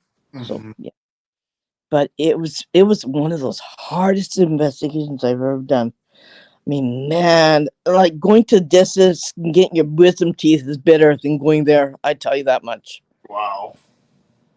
Mm-hmm. Yeah, yeah, I mean, you can't use equipment here because, like, going back to what I'm saying, I mean, that's still a public place, so yeah, I can't try and you do anything for YouTube, like Spirit Box or any other equipment, because unfortunately, with it being a public place, it's yeah. hard for That's me what. to say. It's hard That's for what. me to say this voice is. If I recorded a voice, how do you know if it's the voice of a ghost? And especially if I'm like, no, trust me, it was there. She was standing in front of me, Yeah, and I caught her talking. You could also say, well, you're in a public park. How do I know someone's not nearby talking? Yeah, outside investigations with ambient contamination will always be an issue. I understand. She but doesn't use I equipment. yeah, I still do it. I would rather do it my way. I don't have equipment. I don't need it. I Mm-hmm. got this. I got this. I got this. And I got this. And I got this. And I got this. I don't need any. However, that's not something you can Yeah, go on YouTube. I You can't can't. go. You can't film it for YouTube and prove it. I can't prove it. I can't tell you what I saw. I can only say, okay, you gotta listen to me. This is what I see, and it's right there. And then, yeah, you believe me or not, I don't care. It's up to you. But a lot of people saw who what I saw, and they could see who I was talking to in the podcast, so they knew. I put a lot of trust into psychic phenomena. Rebecca, who films on Resident Dead with me, I Hmm. I look at it like a military operation, eyes in the Hmm. sky. Um, I can't see what's going on, but you can use psychic phenomena to guide the investigation to help us understand who we're speaking to and direct the questions better. Mhm. So that was the whole purpose of the show. Like, it's just designed for, I love storytelling. I love sharing the adventure. And I really science and psychic phenomena. And Yeah. that's what I've been trying to really pull together, because I think when you marry the two together, very interesting. Very, very And interesting. I don't use the same old questions. Who are you? What's your name? How old are you? Blah blah blah. How'd you die? Like, I don't care, because they'll eventually show me. And it's like a video. They'll show me this how what happened to them and how they died. They'll show me everything, so I don't have to really answer anything. I don't have to ask questions, right? But I like spirit boxes to a point, because if I say your name is such and such in the spirit box, that's the same thing. That gives me validation, right? Yes. Um, More than plausible. It happens a lot. And that's, to yeah. the people that don't believe, that's fine. I get it. I'm not in the business to turn skeptics into believers. Oh, I see that at the properties all the time. A bunch of people come in. They got that one friend who's a skeptic. Hey, this is Billy. He doesn't believe I'm here because tonight he will. And I'm thinking to myself, no, Billy's probably not going to believe tonight. You have to. It happens when it happens, right? When you have that aha moment, you're hooked, and you want more. You want more answers. It happens. I didn't believe. unless he gets hit in the head with an object. It'll scare Mostly they're still trying to find another explanation for it. That's one reason why I love Skeptics and Team, is they're the ones putting the most effort into finding another reason why this happened. Yes. It keeps us sane. It keeps us on our toes and saying, yeah, not everything is paranormal. I agree with that. Maybe it's the air conditioning, or maybe it's the wind fan, or maybe it's the windows that's open. Yeah, make sure you have everything is in the sterile environment before you say, oh, that was a ghost. It couldn't be that. But make sure you got it right before you say it is. I get that. And I definitely applaud that too, because I agree with that also. Mm-hmm. And there's nothing wrong with making sure that what you saw is what you saw, and not something that you put in your head. Yeah, that was that. I guarantee it was that. I said, how do you know? Because, but yeah, there are times when I said that too, Oh no, I think one of the hardest things I've dealt with in the paranormal the last 14 years is, like, you get to this point where, like, I don't know anymore. Like, with a lot of locations, this is the problem I have, is like they give you a historical tour when you first come in, right? How much do you really know about a location? Like, even if, someone, Irene, let's say someone's trying to give your whole life story, or what they think is your life story. They only got maybe a percentage or two actually right, because no one really knows all the things you've ever done, right? Then they pigeonhole them into a tour, and they're like, well, this happened here. And what happens is, with that little bit of historical overview of a location that's been here for maybe 190 years, if something happens, they think it was because of that little piece of history. And there's much more that we don't know what's going on. So I've gotten to the theories of mimics. There are spirits here that hear the history, and there's only certain key players we talk about. The spirits become that. Because that's who they think they're looking for. There's no receipt to an EVP. You can get an EVP that says, like at Madison Seminary, we have Sarah's room. It's an infamous room about a little spirit, a little girl that haunts that room. I don't think it's a little spirit or a little girl, but we get EVPs all the time that says it's Sarah. And I think at this point, it's just something, wanting to identify itself as that, because that's what people want to hear, or even when you get EVPs that say, I am Lucifer. It's like, really, if Lucifer exists, you spent that much, like, you got a busy schedule, right? But you took. And you're really hanging out here? Yeah. Yeah, really? Yeah. Okay.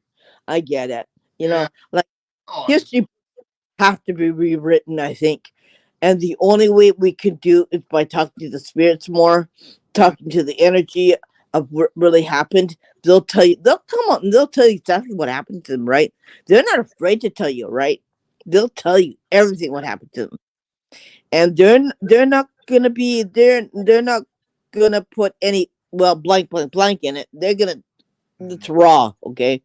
Mhm. And so that's I think history books have to be rewritten because it's just hearsay of what happened. It's not really talking like how do you know, right? How do you know? Yeah, exactly. Yeah, yeah. Um, I know a lot of things that happened to certain places, and no, it didn't happen like that. And I we, said, no, it didn't happen.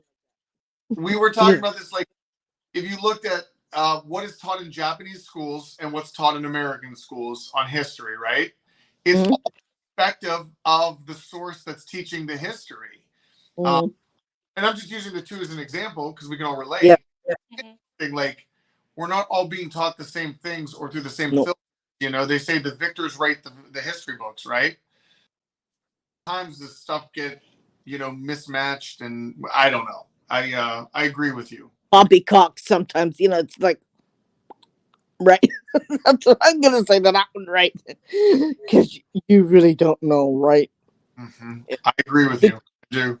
the the one thing I don't like, I'm gonna say this again and again and again. When the American soldiers went and Japan lost the war, they brought back artifacts. They took swords, they took certain things that people owned, and they brought it back to America. Mhm. And stupid damn things haunted, right? They don't know what the hell to do with. Send it back to Japan, please, because it doesn't belong in your country. That's why it's haunted. Okay, that's why the swords are haunted because they don't like what's going on with them. They don't like the country that they're in. They don't like the energy of the person who owns it. Give it back to the country. Don't keep it. Don't put salt around it and say, "Oh, we gotta contain it." No, you gotta give it back to the country. That's all I'm gonna say about that one. And it doesn't belong to you. It was stolen. That's There's interesting. still a lot of Japanese that has bad feelings about Americans being over here. So Mhm. And there's a lot of I, Japanese people who took care of the dead bodies of the soldiers, and they did create a proper burial grave for them. And yeah, they did take care of the people. It's not. We're not talking about enemies and stuff like that. We're talking about the people, the human being, as a human being. Sure, there were animosities because the government portrayed that, right? Like every time the government portrays it, you're bad, right? mhm. They why, but yeah, a lot of people did care for the dead American soldiers, and they did make shrines for them, and they did put money and give them proper burial ground in Japan. Yeah, there's a lot of that happened. Like, the government was stupid, right? Every government's kind of dumb, right? Mhm. And they do a lot of stupid things and tell the people a lot of dumb things, right? So the people said, no, we have nothing to do with it, right? Mhm. We're just people where everyone can be an enemy, but everyone can be a friend. I don't really necessarily think, the more I talk to people abroad, it's not the citizens that hate each other of other countries. It's our governments don't get along at times. Yeah, yeah, Club. And I think people, and that's one thing I understood about politics right away. It is their own yeah, club, and they are working at a very higher level than us. yeah. The people that I talk to everywhere, we really could care less. Like, we're not, you know what I mean? It's so interesting. No, no, no. Interesting. That's why I said send them, send the certain leaders. I'm not going to tell. I'm not going to say who. I think you know who I'm talking about, right? Send them up in a rocket ship. Bring them. Make them have one bologna sandwich. You get along when your friends come back. Yeah. But until you belong up there and you stay up there until you learn how to get along with each other. That's what I always said. And you know what? I'm not that far off, right? Yeah. They need a good reset. They need a good reset. I know. Yeah. we always said with the U.S. Congress and Senate, put them on the minimum wage, and we'll see how fast things 100. get. Oh yeah. Make them pick potatoes in the farm. Make them pick oranges in the Grove in Florida. See how far they're gonna get, right? Well, just living on a minimum wage alone, things Yeah. would get drastically improved because to them, they're like, oh, there's nothing wrong with the economy as they make a crap load of money every year. They shouldn't be allowed to vote their own raises. All right. Yeah. Yeah. They should not. There should be limited terms. This should not be a lifetime job. And Yeah. yet, you should be paid the minimum wage of your state. So Mhm. whatever your state is that you're representing, that is your payment. So you better work for your people. I think the governments forget that they work for us. We don't work for them. I mean, that's that's You know, it's almost it's funny, because my kids flip burgers in the beginning when they started high school. I flipped burgers too afterwards when I finished high school. I mean, it creates character, right? You get $4.25, you flip burgers, right? yeah. Yeah. Learn, man, you learn fast, right? It creates character, I tell ya. Yeah. Yes, it does. Yeah. It does. I If mean, yeah. I mean, first, the world would be better. yeah. I think we all could learn a little bit of humbleness, take a piece of humble pie and learn how to eat it properly. I will say, being over here, I can see why some Japanese don't like Americans. Just because it's funny, because when you're over here, someone told me was this when I first moved over here. You're gonna look at some Americans and you're just be like fucking Americans, like you're not one. You don't know what that means, but right now, but wait, you will say fucking Americans like you're not one. And then the more I live here, the more I see shit and the more I say it like I'm not one. And I understand it's because we'll be in a restaurant and this is even rude in America, so I don't even know why they're doing it here. We'll be on the other side of the restaurant and you just hear someone blaring their music as loud as they can.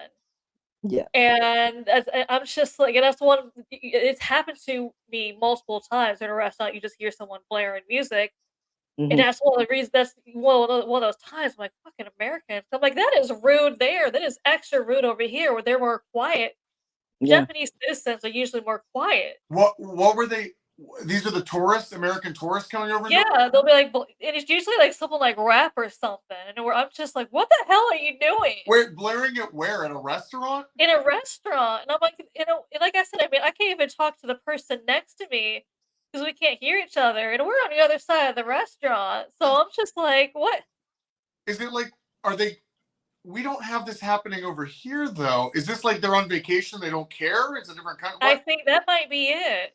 But I can Yeah. also see it because in Kyoto, a lot of the tourists are now banned in some of the Gaion districts. But I get that because I've seen videos, and all those videos are tame where they're a lot of Americans are harassing the geishas trying to get photos. They're stopping in the street. They're getting in their way. They're tripping them, and Stalking they're them. just like in their face with the cameras. And they're like, "Well, they're in public, so there's no right to privacy." And it's funny because over here we say that is such an American thinking. Just It because you're in is. public doesn't mean you should be in someone's face with a camera taking a photo. Yeah. And it's actually against the law to be taking like a photo of them without their permission. They'd Yeah. even be stalking them to their houses to take photos.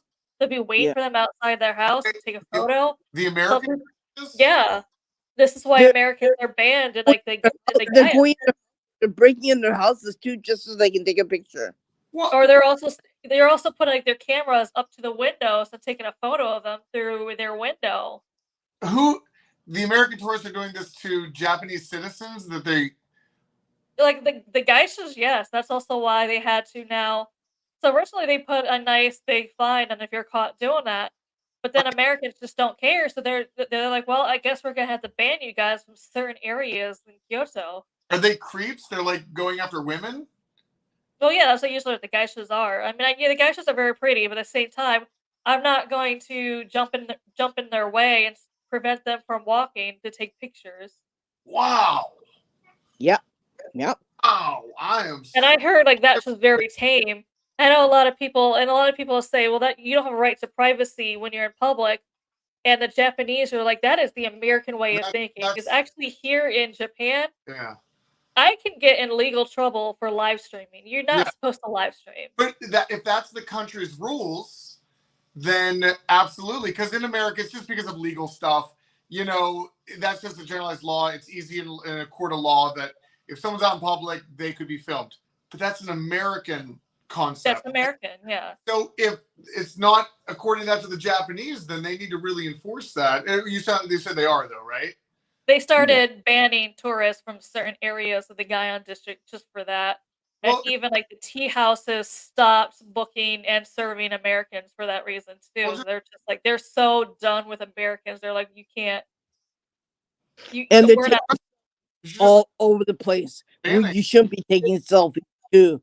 They're taking selfies like left, right, and center. Like stand in the middle of the road taking selfies. In the middle of the street when the cars are waiting with the cars to go green, and they're taking selfies with the one of those thingamajiggers. Yeah, they're doing it in the middle of the street. What the shit? Okay. Yeah. We need to disclaimer when Americans go abroad, be on good behavior. What the hell? Yeah. What the hell are you doing? Oh, you know what? You should come. You should come, and we do video. What not to do. You just see some video of Adam yelling at Americans. What the fuck are you doing? Yeah. Oh, you can't come in. Shit. There's a spirit that's bothering him that doesn't like him doing this podcast. You know that? I can feel it. Ah, damn it.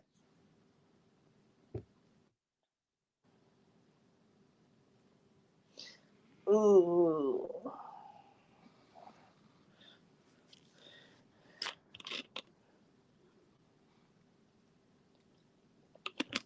Continue.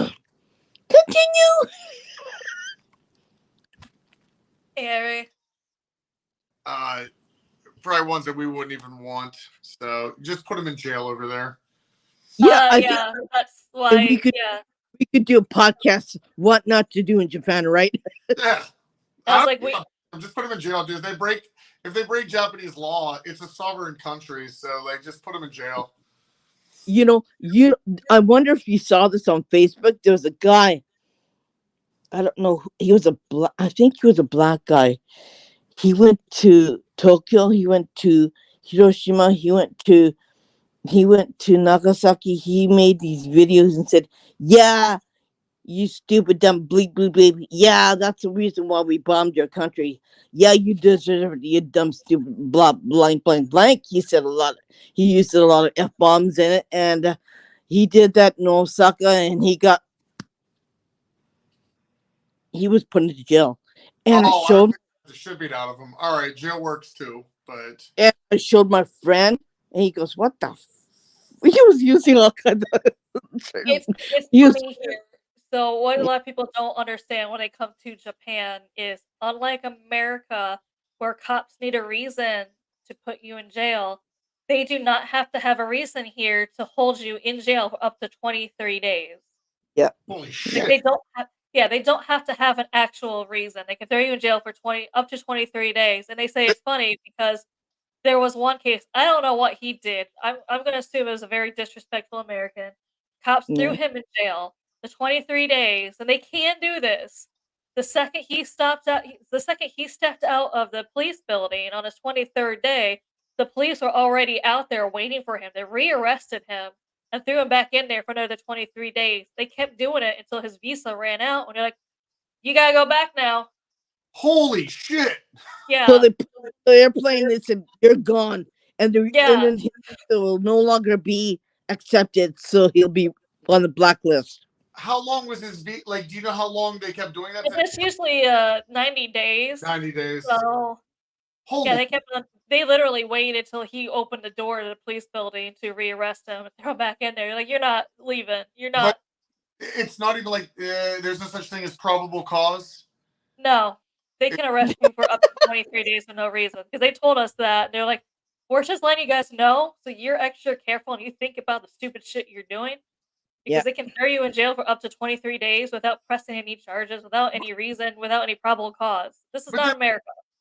Is there no representation? No lawyers? Not for Oh, up to they 23 days. yeah, you can be a now they have lawyers who help foreign people in Japan now. It's free. You can get it through any government or you can get it through any agency now. You know, It's in the internet. Yeah. Yeah. I know. well, I However, from my understanding, not for the 23 days because you're not technically charged for anything, and they have the right to hold you up to 23 days if they wish. but is there some kind of investigation going on within 23 days? oh they have. They probably did that too. They probably did that too. Because in Japan it's everything's thoroughly investigated. If they don't, Oh then yeah, they any just have to go back and do it over again. But I mean, there's nothing that can stop them then if that's the legal system, the law. I guess that's kind of scary, but well, it's probably those people are being really disrespectful to the point where the police were like, "I need to get this person off the street," so they or did it, the 23 days holding up yeah, until. it could be a loophole, definitely taken towards rowdy tourists or Just Americans. don't do something stupid, Harry, and you'll be good. Yeah, yeah. I mean, Um, but if you're gonna you know, disrespect culture when you go over, come on. I you mean, it's Japan is like a really big country. Okay, you journalists can post anything they want to because it's open because the government will never say anything. They can't say anything mhm. to journalism. Um, it's more independent. You don't have censorship from any of the government. You can do almost whatever you want here. Like you can walk anywhere you want to. Nobody's going to stop you. No one's going to get mad at you. It's just use your wits when you go someplace, right? A- Mhm. And be respectful. That's all I'd say. But yeah, a lot of people don't. Yeah, that's why I think that's probably why they have the 23-day rule in effect is Yeah, disrespectful. absolutely. They're realizing foreigners are coming over there and they're like, I'm another country, I'll do what I want, and they're disrespectful. So that's probably their way of saying we Yeah, can't have you be disrespectful to the citizens. So yeah. And F-bombing the citizens too and saying all kinds of stupid things, that could get you in a lot of trouble. Uh, uh, And you know what? the one problem, well, Amanda, you get it too, is there's a lot of entitlement mhm. problems in America. And, I think my grandpa, he fought in World War II. He was in the Pacific Theater. He was on a destroyer. Actually, my great great uncle was Admiral Kimmel at Pearl Harbor. Hmm. That's side of history. But what I'm getting at is you have a generation of men that all earned status, things like that, fought for things.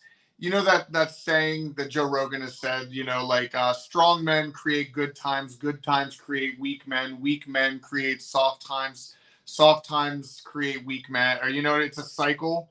And Hmm. the problem we're seeing now is there's a lot of entitlement, but it was never earned. Yeah, And I'm not sure how to correct that. That's because a lot of strong things had to happen, but it creates the bad times. yeah, Um, it I don't know how to correct that. I think there would have to be another global situation that has to create strength. yeah.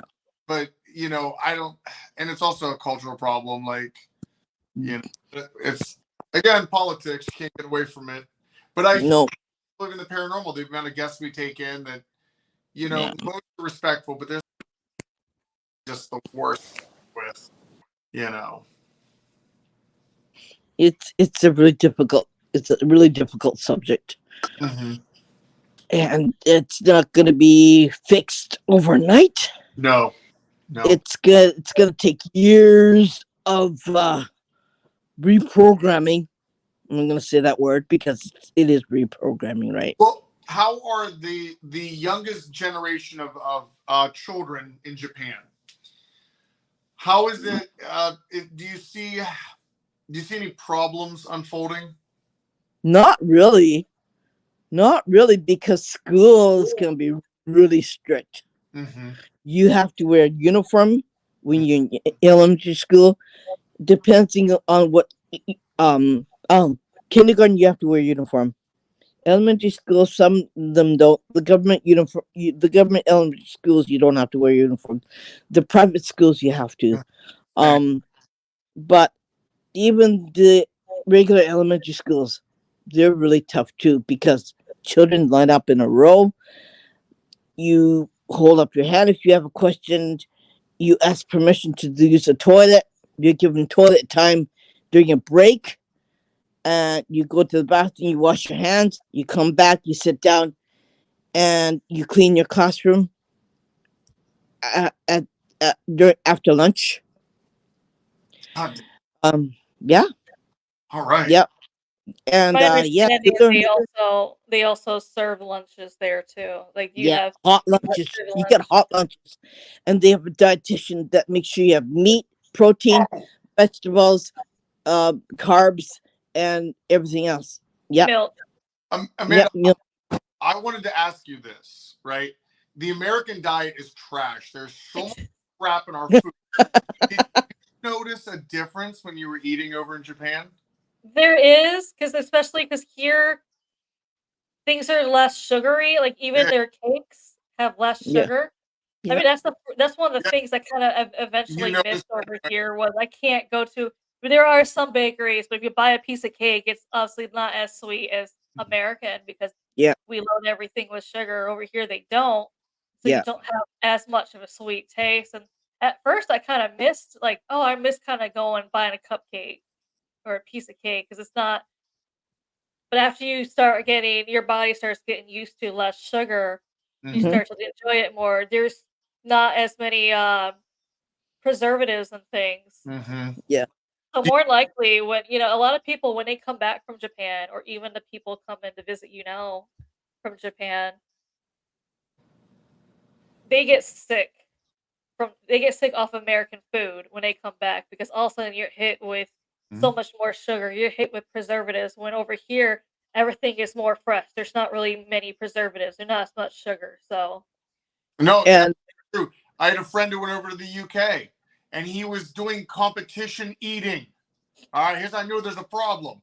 Competition eating, and he's like, Adam, I'm losing weight.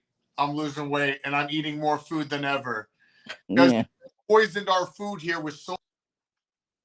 Uh, when I went on a high protein diet, I was trying to eat as organic as possible, and I did it for 5 weeks. And I dropped weight, but it's crazy that we have to do that on purpose here. Like we have to yeah, try to do that because it's so easy to get crap stuff that is made and mass produced.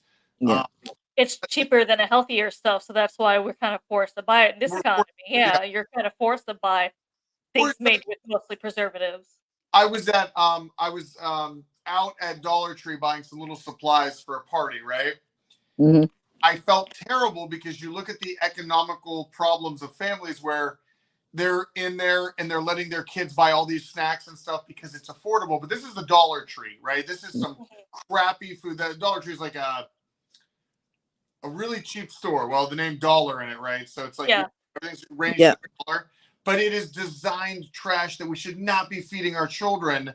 And the parents don't know any better, but they're also on a forced budget. So to these kids, they can get a lot of stuff here, but it is not stuff like even the drinks. I'm looking at them like, oh my god, the sugar that's right in this.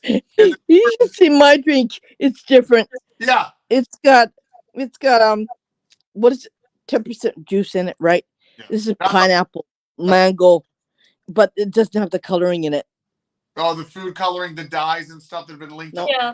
All this stuff no. absolutely is a problem. Red 40, blue 1. We don't need to dye that stuff. But Amanda, did you feel you said it's been a year and a half since you've been over there? Yeah. Do you feel better? I do. I was just thinking about that is we've been less sick since we've been here. And that might be part of it is we're not eating as much crap. I mean, You were Yeah, I even started losing weight mm-hmm. too. I wasn't even doing anything. Like people Yeah. assume I came over here and started dieting. I'm like, I haven't. I actually started eating more because the food, with it being so fresh, tasted The so good. food's healthier. It's not Because bad. I wasn't used. You're not used to it being that fresh. And Irene can tell you over here, majority of restaurants don't do takeout. no. Like you can't. I mean, the only thing you can really have like Uber I- Eats over here is like Domino's. Yeah. Wait. Well, she is. Well, I don't know about her, yeah, and I say with Irene might be a little bit different, but majority of restaurants don't do takeout, and it's because Yeah. Well, they you, take you mean, things very seriously here. you mean there's no drive-through? When you mean takeout, you like drive-through? There's They don't not have any that. drive-through. You can't go in there. Like, you know how like you can go into a restaurant and you can get like you can order ahead of time. You can get it to go.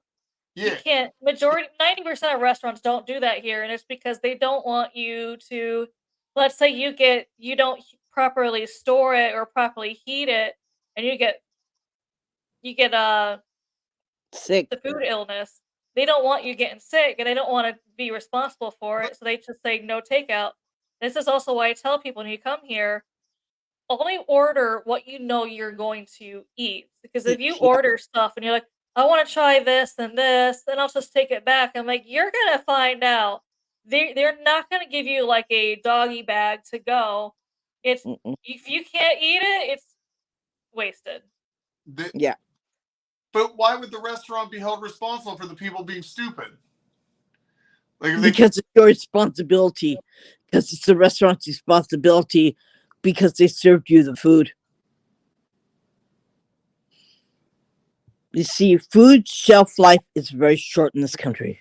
especially there's no preservatives in it, but like Yeah, If you get sushi, it has to be eaten within so many hours, or it's on the shelf within the most 2 hours. After that, they throw it away that makes sense. because it cannot be eaten, So and it's is it shunned to take food when you leave? they won't allow you to. So you have to leave your food in the restaurant. yeah. You're not gonna get a doggy bag. If you can't eat it, you can't get a doggy bag. So Oh, that's why I tell people only order what you can eat because they're not gonna give you a doggy bag. You're not gonna be able to get it to go. You're not gonna be able to save it for later and reheat it in your microwave later. And I'm like, that's not gonna happen. that's Yeah. wild. That's wild. Even you see, we have a Costco in Tokyo, okay, and you can get pizza, you can get whatever you want, but they have a warning label on it. Do not bring this home and do not eat after so many hours because it's going to get sick. Because we have like nearly 90-degree weather in this country, okay? It can go up to 100. It can go 100 plus, okay? You're leaving And stuff you can fry an egg on the concrete. And I live in the concrete metropolis, right? Everywhere I live is concrete. I live in the city of Tokyo, okay? They don't want you getting food poisoning because it's hot in the summertime. So they advise you not to do this in the summertime in Japan. It makes sense. It does. I It's for your own safety. It's for your own safety. Mhm. And a lot of times when I'm managing cakes, they don't use icing cream. They don't use icing sugar. They use whipping cream.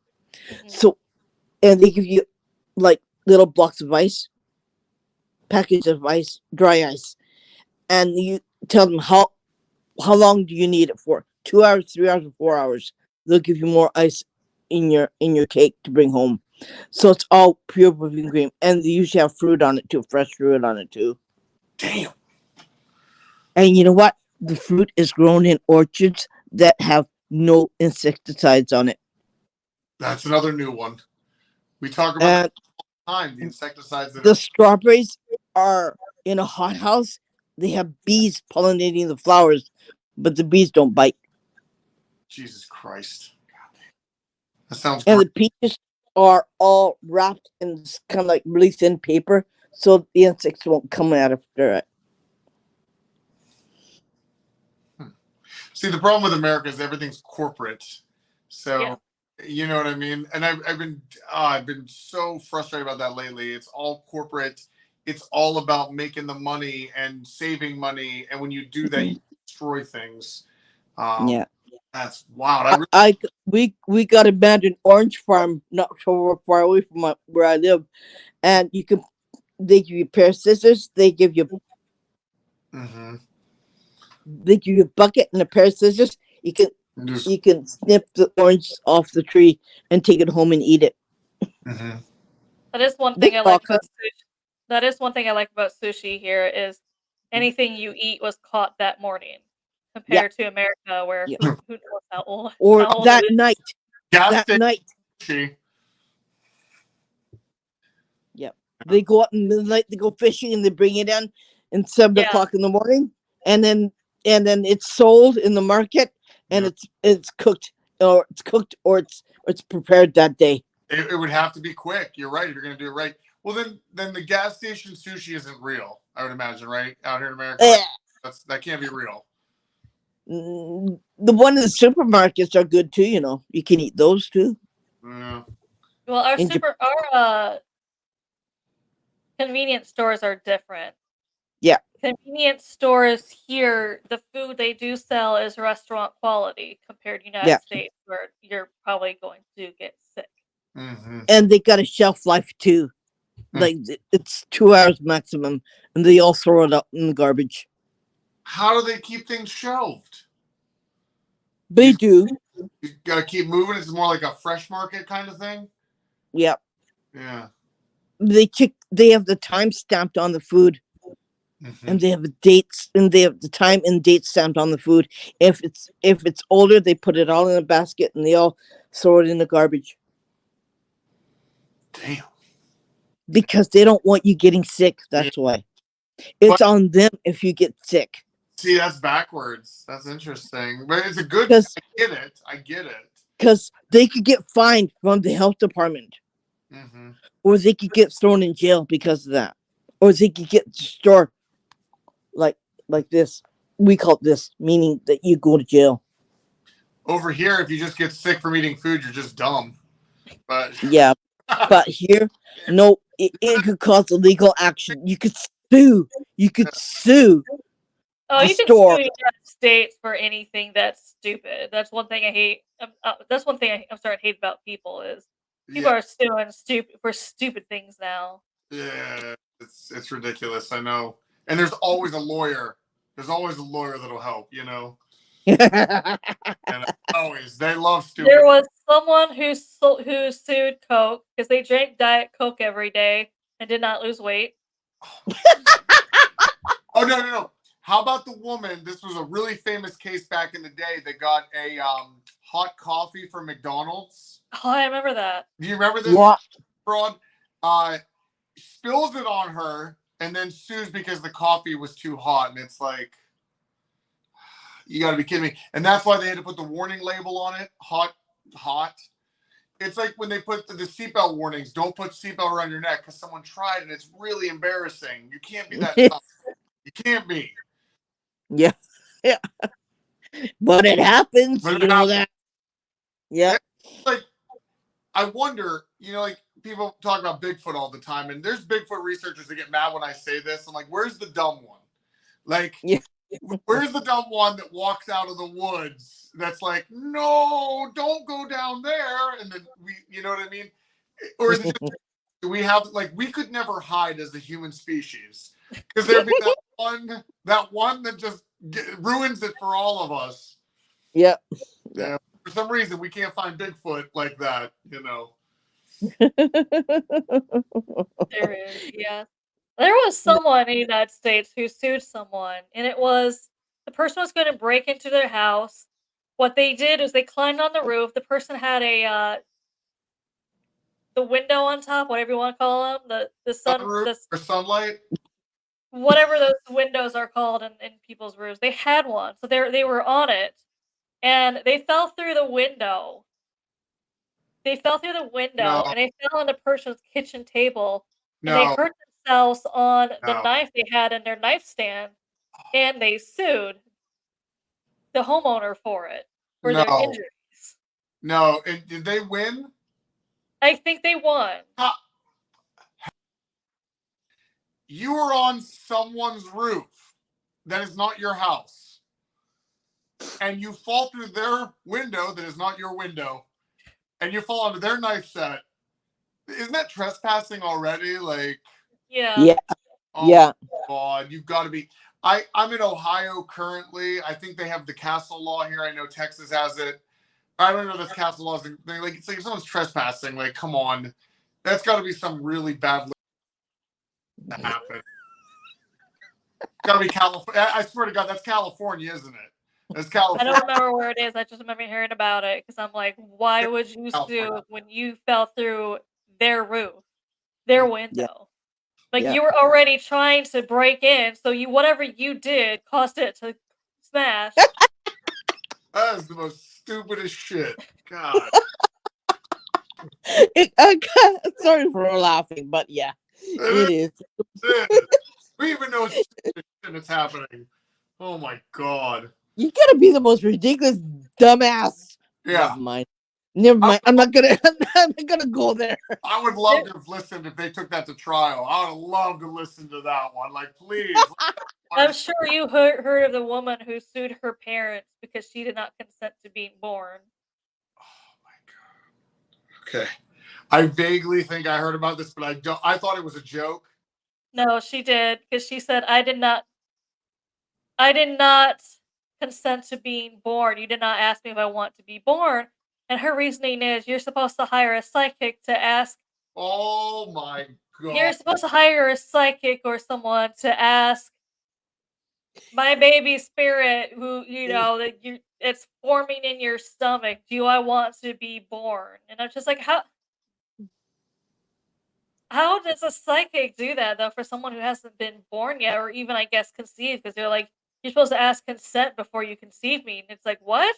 And then the kid later in life, can I see the reviews of that psychic? I don't think you used a valid psychic. What is this coming to? Oh my God. Wow. Yeah. Even I couldn't do that. I know. But there's the dirty psychics out there, the ones that do the gimmicks. They be lining right up. Oh yeah. If you pay them enough money, they'll tell you They'll do it. everything that you wanted to know, right? Right? Oh my God. Yeah. I think she originally won, but then the parents appealed it and they won that. Because I'm just like, what? Judge? That judge had been paid the first time. You would have to take that if there was serious problem. You need to take that all the way to the Supreme Court. But that's really stupid. They're going to laugh at it because if that became law, then any kid could ever, you know what I mean? Like you can't. You have to shut that down. Yeah. Yeah. I mean, there's we read it in this country, we start laughing because we think it's so hilarious, right? Goddamn America. It's absolutely. There's one place that I want to go to in Japan that the people who are convicted of a really bad crime, they were hung and they were cremated, and because they did bad things, their family doesn't want their bodies, so they threw their remains in the forest. And I want to know where that forest is. I want to investigate that. I'm just stupid, okay? But I want to see how haunted it is. You could still use an SB7 in the forest. Just crank a speaker to it really loud. And you know what I mean? Digital voice recorder may be a little tougher because that's more sensitive, but yeah. I just, I'm the most weirdest person. I don't like going to these popular places. Yeah, they're cool, right? Yeah, okay, everyone knows. But there are other places that are really cool that could be different. Oh, 100%.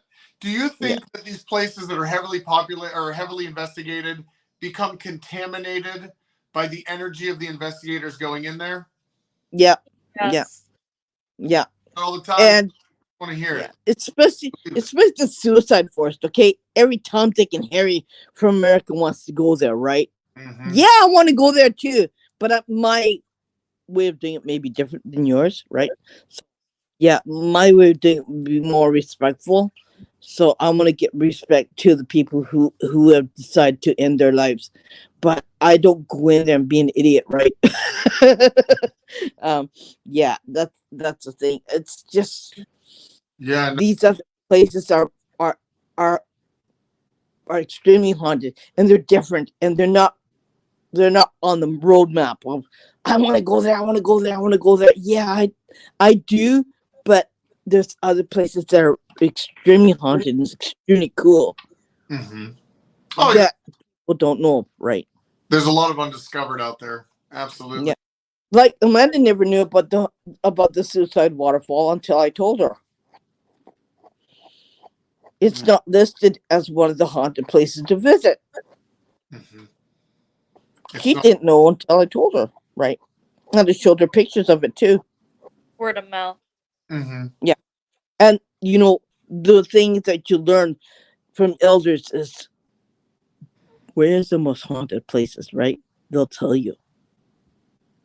You learn from the old people. You don't learn from the young people. Young people, if they can't see it, if they can't feel it, Mm-hmm.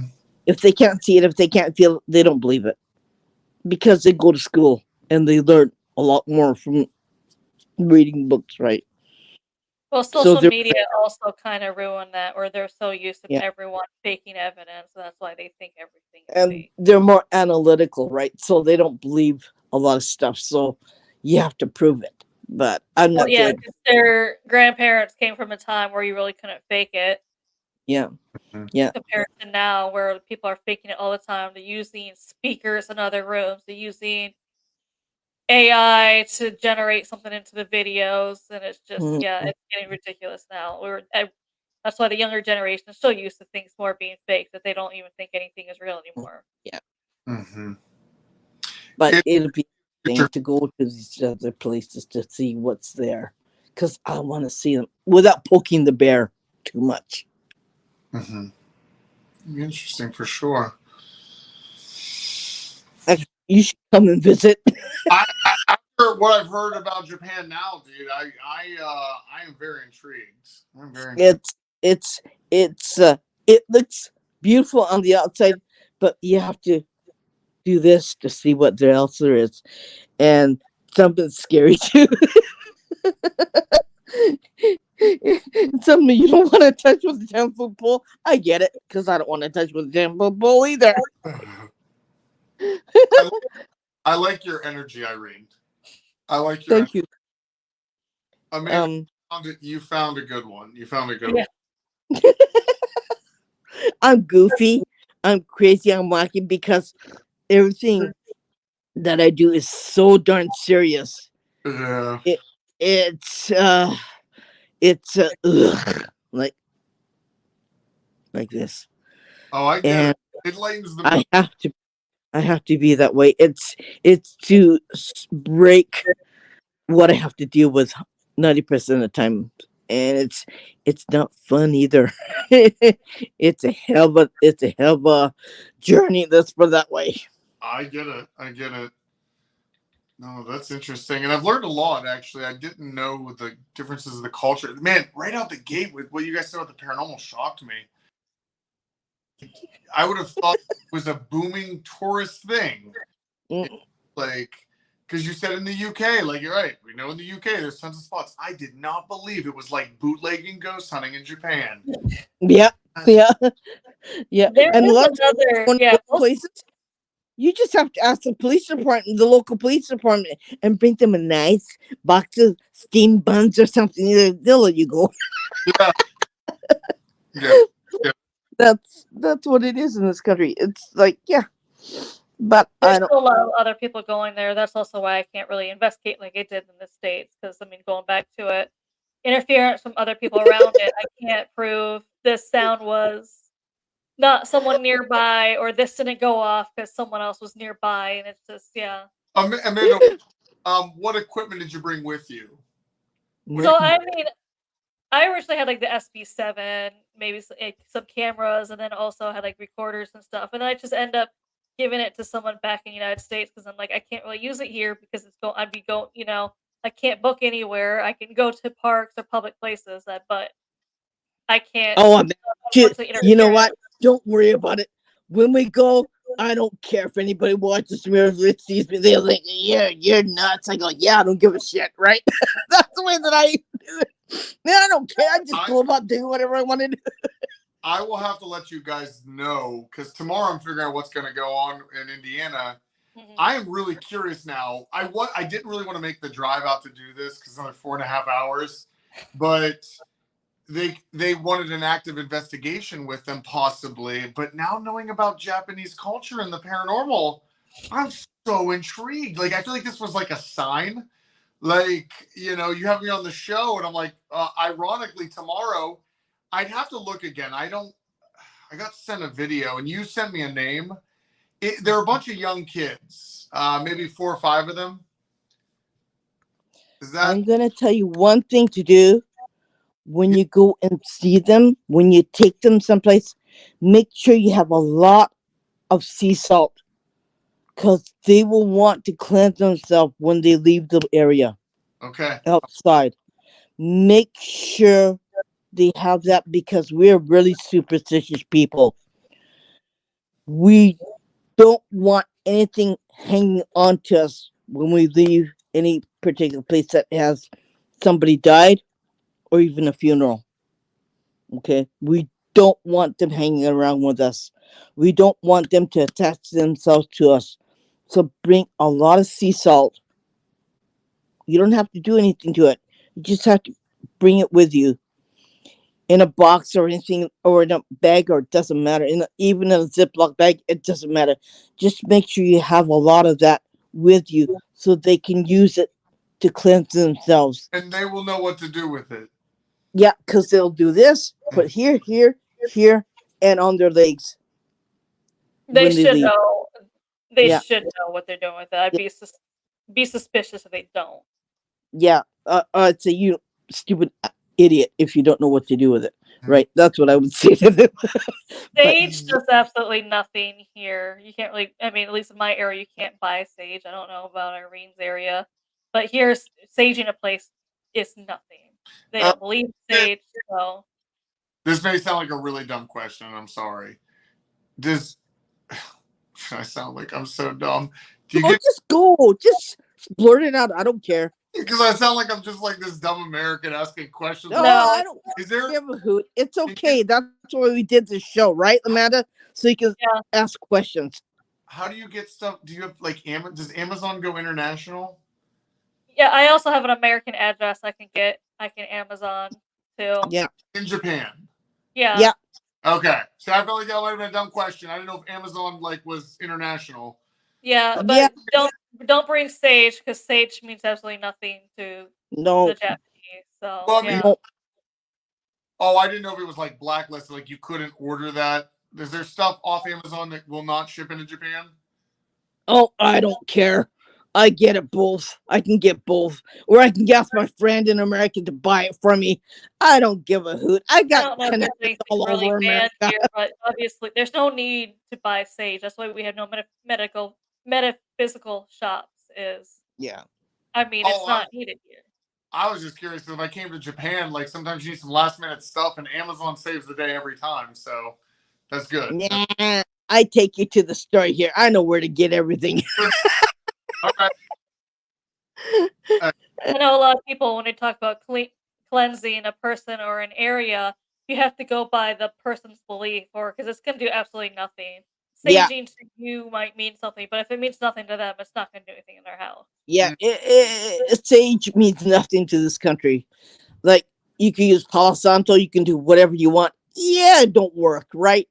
Because you have to say Buddhist prayers in the middle of the room and you have to chant it to get rid of it. Or you could do like Kuchikiri, like I do. Mm-hmm. Kuchikiri You is can a also go to cleanse yourself, go to like a temple. yeah, I'd take it to They a temple. They have their own. I don't even remember the name, but they have their own incense. I don't really. The one I experienced didn't really have a scent, but it was made by the Buddhist monks with Hmm. the sole purpose to cleanse. Yeah. Mm-hmm. So I know I there's a certain name. I can't remember Yeah. the name of them though. But it's not a scent. It's literally made from the Buddhist monks for cleansing. Yeah. I'm there's a part of me that's Buddhist, but I'm more Shinto, and it's a different sect of Buddhism. It's more higher ranking Buddhism. So I'm going at the end of the month to get cleansed. I'm gonna put a video up to it, Spooky Haunted, no, Spooky Japan, of where I went to and how I do it. It's a really different place, and not very many people go there. Members, especially like me, will go there and get cleansed. And yeah. And when everyone comes in October, guess what? We're all gonna get whitewashed when we go there. Because I'm gonna, all right, you guys, we're going. Like,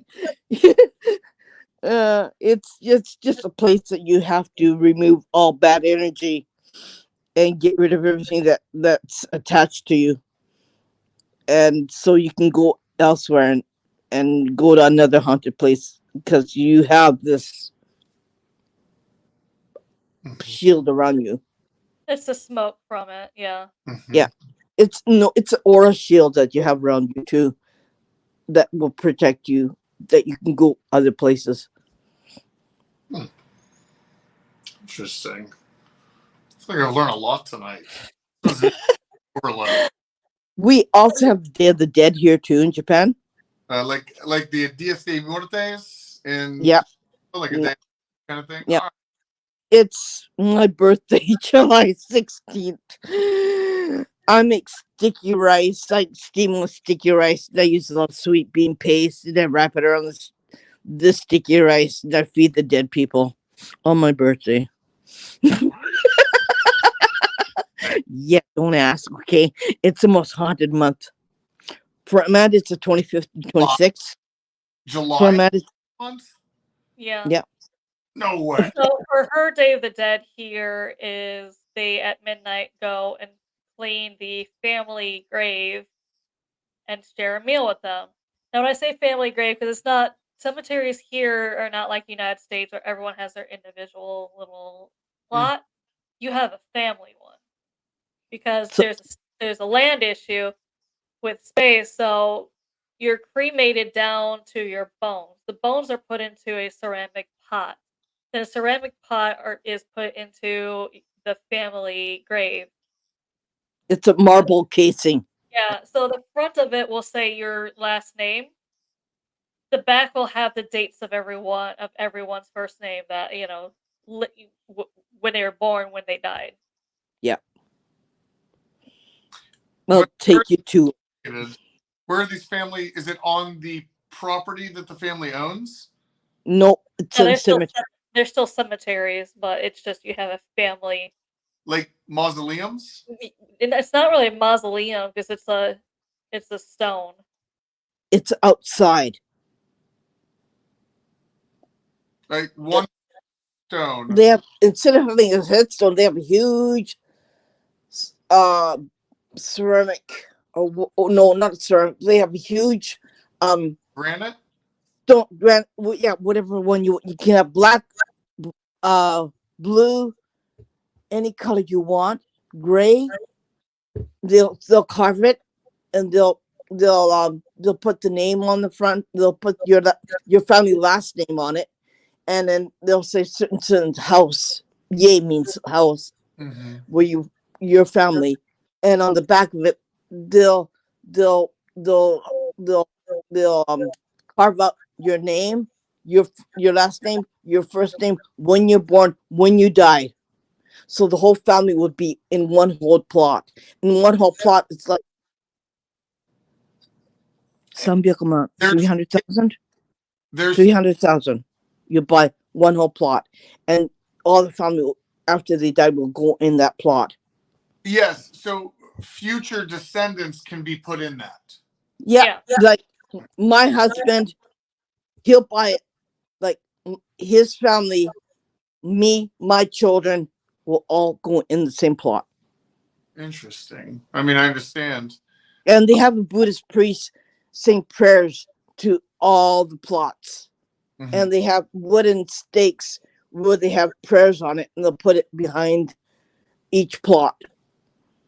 And you have to clean it, so you have to get rid of all the dirt. You have to the cemetery has fresh water, so you can, and they have buckets, and they have a little ladle where you can pour the water all over it. You can burn incense. They have a little area where you can put food down for them too. So you have to feed them because they get hungry. It's interesting. I'm loving the fact that July is haunted month. I was born on July 23rd. So I love Yeah, down here. I love Halloween time. the country where Amanda is outside of Tokyo. It's all the farmlands and the farmers and everyone else um celebrates Obon 24th, 25th, and 26th of August. For me, it's July 16th. Mm-hmm. And yeah, it's the most haunted month of the year. My son hates it. He hates it. He hates July because all the spirits come out of their graves and they'll come and visit you and they get hungry. So you have to make something for them. You put it on a plate, make sure they eat it. And then you can say, now you gotta go. Bye. Get out of here. There are other cultures I've seen that do this too. Indonesia, I think, is another one. But is this a Buddhist tradition? Yeah. That makes sense. I've seen this in other countries. I mean, I know Mexico has their version, but like, Yeah. This was kind of different. China has theirs too. Hong Kong, China, Indonesia, Java. But they all have that. Indonesia, the one that they dig up the dead. I think China does that. Oh. Because I've seen the one he's talking about where every 3 years they dig up the dead to remember them. And they for one day you literally you see pictures of people carrying around dead bodies and you can tell that they've been dead for a while. I'm like I could not do that. Be carrying around grandma who's been dead for like 15 years. Yeah, but they do that. Oh, they go. Yeah. They go to town. I'm like, I had to watch it twice because I didn't think it was real at first. That was different. That was different. And because of space too, you can only rent a plot for so many years. Mm-hmm. I think that's why they did that, because of space. Mm-hmm. And if you don't pay the tax or if you don't pay the rental fee on the plot, your body will get dug up. Wow. That's extreme. So eventually it'll all come to an end, though, because someone's going to not be able to pay, right? Yeah. Yeah. If you don't pay up, yeah. Wow. Interesting. Okay. See, living in Asia, you learn a lot of stuff, right? You learn a lot of stuff living in Asia. Also, if you're over here eating food and let's say you have to use the bathroom, you want to take a drink or whatever, you cannot put your chopsticks directly in the food because that's you offering it to the dead. So if you put your chopsticks directly in the food and you rest it there, people are gonna stare at your chopstick in the food like that. And you can't pass. Like if I want to say, here, try this, it's really good. If I put my chopstick and I give it to you, you cannot hand out your chopstick and take it from me. You have to put it on a plate and you eat it from that plate. Passing food from chopsticks is the only done at the funerals where they have bones. They give you long chopsticks after a person's been cremated, and you carry the bone in one chopstick, and the other person will use the other chopstick and put it in the certain pot. You cannot. That's a no because you only do that at funeral. Okay, sharing food. The appropriate way to share food is how? I take it, put it on a little plate. Yeah. And I give it to you. And then you could try my chopsticks to eat it. Yeah. Not passing it through chopsticks. But you can't pass it through chopsticks. No.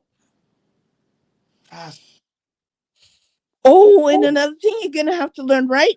If you ever get a chance to go to a funeral in Japan, don't be surprised because you have to go to the crematorium and you watch the body being cremated. Watch it? You have to watch it be cremated. Because it's your family. You are responsible for that body. That makes sense. But so Amanda, if I'm trying to get the translation right on this, it's the equivalent of like us going to the cemetery to watch the body dropped into the ground. In this, It is, but however, I don't know if I could do. I've seen the body be dropped to the ground, and I'm fine with that. However, I don't know if I could do the one here where you're literally watching that body burn right? down, being Wow. cremated. And I told Irene, I don't think I could do that. Watching that body become nothing. Guess what? And then they serve you lunch while the body's being cremated and cooled off. And then the whole family goes into this room, and they have the certain bones laid out, like the body. I love how the funerals are They're dinner so and a show. exactly. Yeah. They're, yeah. And they say, "Oh, this is the femur. This is that. This is that. This is the head." And they put all the bones in, and the head goes last. And then they put the lid on it, and then you can take the body home with you for 28 days. Okay. Yeah. And then no Kotire is another time where everyone goes and puts the body in the encased outside in the plot. Mm-hmm. And guess what? Your pets are done the same way. I was about to say that. I'm like, you also have to watch your pet get cremated. Oh no. Oh yeah. Oh no. And I couldn't I do know. that. Oh no. I had to witness it twice to my cats who died. Like, it's the same kind of like ceremony. Like you have to go to the. Wow. No, they come to your front house. They come to your house if you want to. Oh, They do it. They do it portable in a van, Sounds. and then you use chopsticks. No, you use the chopsticks. You put the bones in the pot. They give you a little pot. It all comes with it's only $300, right? It's really cheap. Okay, no, $250, right? It's really cheap. And they do the ceremony. They give you incense, and then they give you a pot. They get a silk thing that covers the pot with their name on it when they died. When they were born, when they died, and then you get the whole rigmarole. You get the whole thing. You get a photo album with it. You get everything else with it. It comes with the whole deal, right? Do you get a Yep. photo album of your cat getting cremated? You're gonna be able to the photo book When they lived, and you get one of these too. Yeah, I think she said that has ashes, a bone, and one of the cat's claws in there. Is that what is that like is that you can open it up. I'm not gonna open it up, but yeah. Is it a key for your put your is that a keychain? Yeah. Yeah. That is wild. That is wild. My female cat who died in March. This is all complimentary. Wow. I mean, it's cool. It is a cool, like, what's the word I'm looking for? Like, no, it's not the word I'm looking for. It's just like no, it's cool. It's like, it reminds me of the Lucky Rabbit foot they put on keychains, but like your animal. But people want to have that kind of momentum. Memento. Memento. Ah, that's yeah. And that's really cool. People don't like. We are used to it right here, but if you ask somebody else from a different country, they say, "Ooh, that's gross." I would just there's no way I'd be able to watch my dog get cremated. Mm-hmm. That would be the hardest thing. Yeah, it'd be tough. And I don't think Americans. There might be Americans who might get used to, watching the funeral of someone getting cremated. However, their pet is a different story. Where there's no way I can mentally and emotionally go through that. Yeah, you could go to you could go to a Buddhist temple for just pets alone. You could have a huge ceremony and have the Buddhist priest say prayers and do everything else for that pet in front of him when he's dead, and then they have him cremated afterwards. You could Swear do they that have. too. I You could swear have a they have temples huge for funeral. everything here. There's Yeah, temples for people to drop off haunted dolls. yeah, yeah. The shit. That's what people wait. There's temples for that. People do that at the. They do it at my properties. They'll drop off haunted dolls. I mean, they do. They actually have temples for that. All They have right. Yeah. temples for that. They have specific temples only for haunted dolls or haunted items. What? Wait a second. What? What? Like, there is a temple designed specifically to take in haunted dolls. That's their thing. Yes. Mhm. Or haunted artifacts. Or haunted artifacts. It's usually haunted dolls. It would For say, Yeah. whatever reason. come Yeah. on down to your local temple. We'll take in your haunted doll. Yeah. Hmm. What do they do with them? They make prayers for the dolls because it's a Buddhist temple. They make prayers for them. Yeah. Yeah, I guess that's what So you're. they I guess it appease. also there is one temple up north in Hokkaido where there's this famous haunted doll there. And it's her name is Okiku. Hmm. And Okiku, the reason why she's on display and people want visit her is Okiku is said to, if you visit her, she'll appear in your dreams. Yeah. I'm not sure. I know people have claimed they've seen after visiting her, they've seen her in their dreams. One monk has said what they saw. One monk said that she visited them in their dreams and just kind of told them what they wanted done. That she wanted her hair to be trimmed. Because Yeah. here's the story. So way back when, a 17-year-old boy bought a doll for his 2-year-old sister. Her name was Okiku. She died. She died from an illness that they think either malaria or yellow fever. You said Irene is probably malaria. No, it's I've heard yellow fever. yellow fever. I've heard two. I heard what depends on who's telling a story. One says Yeah. malaria, one says yellow fever. Irene says it's probably going to be yellow fever, being back in that time in that area.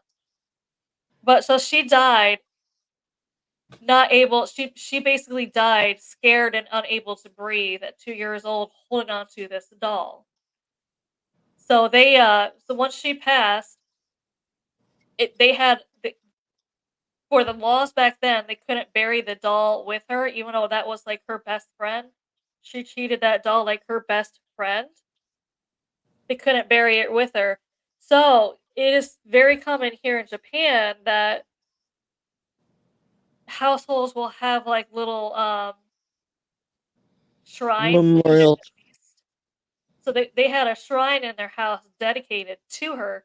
And they said on the anniversary of the day she died and on her birthday, they'd have paranormal activity in their house. You hear knocking on the walls, you'd see things being moved, just stuff like that. So Hmm. then finally, after 20 years, the family is going to move, but they were afraid if they moved, her power would gone. They also knew that the also reason why they knew this doll was haunted is because originally when she had the doll, she had shoulder length hair. And then one day they opened up the shrine to her, and and the doll's hair was down to the middle of her back. So the hair is constantly growing. Yeah. I think the nails is constantly growing too. So they Yeah. didn't want her power. They're afraid if we move away from the home and we move this doll away, it's no longer going to have its power. So they gave it to the nearby temple. The temple already heard stories from the locals, so they were excited to take this doll. They took this doll. They have it on display, and they said that she visits you in your sleep. She requested her nails to be clipped, her hair to be trimmed, so they do that for her, and they said the weird thing is, so she's made out of porcelain. Her gums is made out of porcelain. But for some odd reason, all of a sudden now her mouth is starting to after all this time, her mouth is starting to slowly open, and they're starting to see real baby teeth come through these porcelain gums, just like a child. they're starting to see more and more like baby teeth coming through the gums. What the shit? Okay. Yeah. I mean, you can actually look up Okiku the doll. It's a real doll. And Yeah. they can Yeah. even say that, like, her mouth is starting to slowly open, and she's starting to develop more, like, what looks like baby teeth coming through the gums. Yeah. And her hair gets really messy at times too. Oh, yeah, Like so her they brush it and obviously trim her it. hair will come like this, Mm-hmm. like that. That's what happens to her hair. Well, this is a first for me. That's the first hearing something like that. We're planning to go there too. Well, it's one of those things where we have to see it, and we also Yeah. were curious about, Yeah. Yeah. what It, spirit is in this doll. I don't know if it's actually the spirit of the little girl, but they named the doll obviously off the little girl, so I'm kind of curious on who. yeah. Mm-hmm. Unless we talk to the doll and find out more information from her, I think we have to leave it as that, right? Yeah. That's so intriguing, though, that you have these temples that'll take these items in. Hmm. They fall under the paranormal umbrella. Hmm. Why? Oh yeah. And there's another thing. There's another rule in Japan. If you're gonna give a doll to a little girl, make sure it's not bigger than her, Or the because same if you're size. or smaller, Mm-hmm. because if it's bigger than her, it's called ichimatsu ningyo. If it's bigger than her, the girl will eventually die for some odd reason, and the spirit would be in the girl. The spirit would be in the doll, so the doll can take over her and unalive her. And then, okay. Can the girl be trapped in the doll? You can, Hmm. because dolls are handmade by artists who have no children. They There's cannot produce children. Yeah, I was gonna say there's a superstition that the doll makers cannot have their own children because they put part of themselves into the dolls they're making. Well, that's an important piece of information right there. The doll makes. And they're all handmade. Yeah, they're all Yeah, handmade. The faces are all painted by a really thin brush. Now, is this what single parents do, or single adults with no kids do? Is that like the profession? They're years of doll making, generations and generations of doll making. it's not a rule; it's a superstition. But for some odd Yeah. reason, if you're a doll maker, you're not going to be able to produce your own kids. It's urban. We call it urban legend if you want Yeah. to. Right? Mm-hmm. That's interesting. Huh. It's just something that even my mom told me a long time ago. Mm-hmm. That's fascinating. I will definitely look up. What is that doll's name again? The one you're talking about? Okiku. Okiku. Okiku. Okay. Write it on a piece of paper. Like, I have to know more about her. Yeah. Yeah. Then, You can Google her. You can Google her. how do you spell it? Okay. O-K-I-K. Oh wait, OKIK. Oh. You. Oh, You? Okiku. oh, Yeah, Jesus you. Christ! Look at her. Yeah. She talks to that picture too, you know. Oh, that. Thank you, Irene. He's gonna see her in his sleep now, and he's gonna message us. Fuck you guys. What you're gonna have to do? What you're gonna have to do? I'm gonna give you a hint. What you're gonna have to do is, I will look at your picture, but you can't come near me. Yep. You can't come near me. You cannot come in my dreams. You can only stay there in that photograph. You cannot bother me. You have to make your boundaries when you talk to her, when you see her, okay? Tell her to stay in Japan. It's just something that you have to have boundaries, right? As you do with spirits. So, these are individually made. There is no factory making these. No. No. I've sent people handmade dolls, or the smaller ones, but Yeah. And of course, underneath this photo, it's called pediophobia, the fear of dolls. Of course, this comes up first. For people that have fear of dolls, it's this one. This is the Because she's alive. That's why. She's alive in the doll. something looks off about this doll. Yeah, there's like the haunted Japanese doll that grows real human hair. Oh yeah. A lot of dolls in Japan do grow hair. Yeah. That's one main trade in this country. That the dolls that are haunted in Japan grow hair.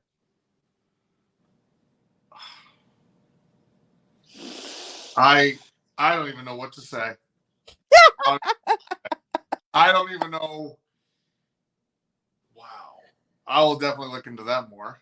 Oh you yeah. gotta start And studying the ask haunted your dolls. medium. Ask your medium what she feels in that doll. Ask her medium.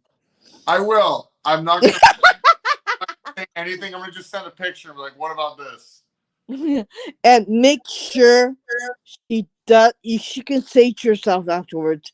She can insult herself afterwards, but make sure she protects herself before she looks at it. I'm telling you to do the same thing, okay? Just protect yourself because it's no joke. It's no picnic. It's no laughing matter. It's haunted, and I take things very seriously. Anything haunted in Japan. Is it currently still in the temple? Yeah. Yes, it's still on display for people to see. Yeah. That's why her and I, one day, whenever we go up north, we're like, we have to go visit her. Yeah. Yeah.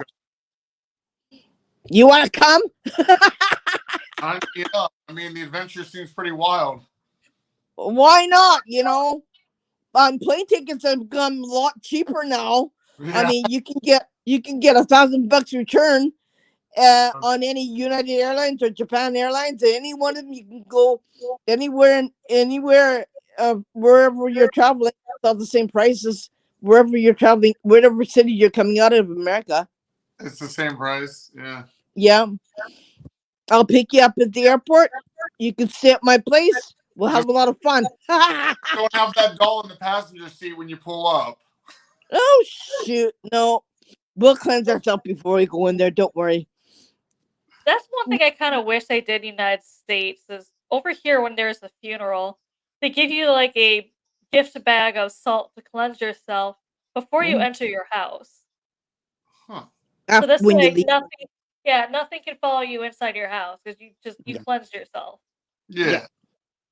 It's just a little pack of salt like this big and that. Yeah. It's like the salt package that you get in the States, you know, when you open up, you put it on your fries. Yeah, that's how big it is. Yeah. It's just like a pack of salt like that. Yeah. Yeah. Yeah. And it's mostly sea salt because it's pure. Yeah. That you must have felt my question. I was about to say it's because it's pure. Like, why is that used? Yeah. Yeah. Yeah. You can use black salt. You can use pink salt. You can use whatever you want, but mostly for cleansing from spirits, you use sea salt. It's the easiest way to do it. Mm-hmm. It's the easiest way. It's a what we call it a regular mild cleansing. That's what we call it in Japan.